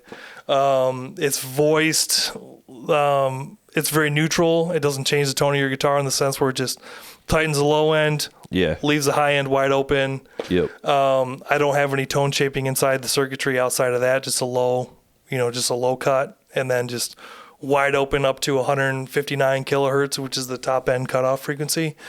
But yeah, it's a dynamic overdrive because exactly that. Right. AnalogueTimeMachine.net. Yeah. I've got videos on my YouTube, Analogue Time Machine, Instagram, Analogue Time Machine, TikTok, Analogue Time Machine. It's all there. Come find me, listen to shit. I got mixed videos on there. Fuck yeah. Yeah. Yeah, man. Appreciate you coming out, dude. Goddamn. Tiny tree. Yeah. New record probably out in the spring. Hell yeah. All right. So we'll keep an eye out when that hits, so you guys come back. Okay. And fucking come on and we'll talk about the record. We'll play a couple songs and shit. That'll be tight. I love that. Sweet. All right, man. It was fucking great meeting you. Yeah. Thanks for having me, guys. All right. Peace out, yo. Bye.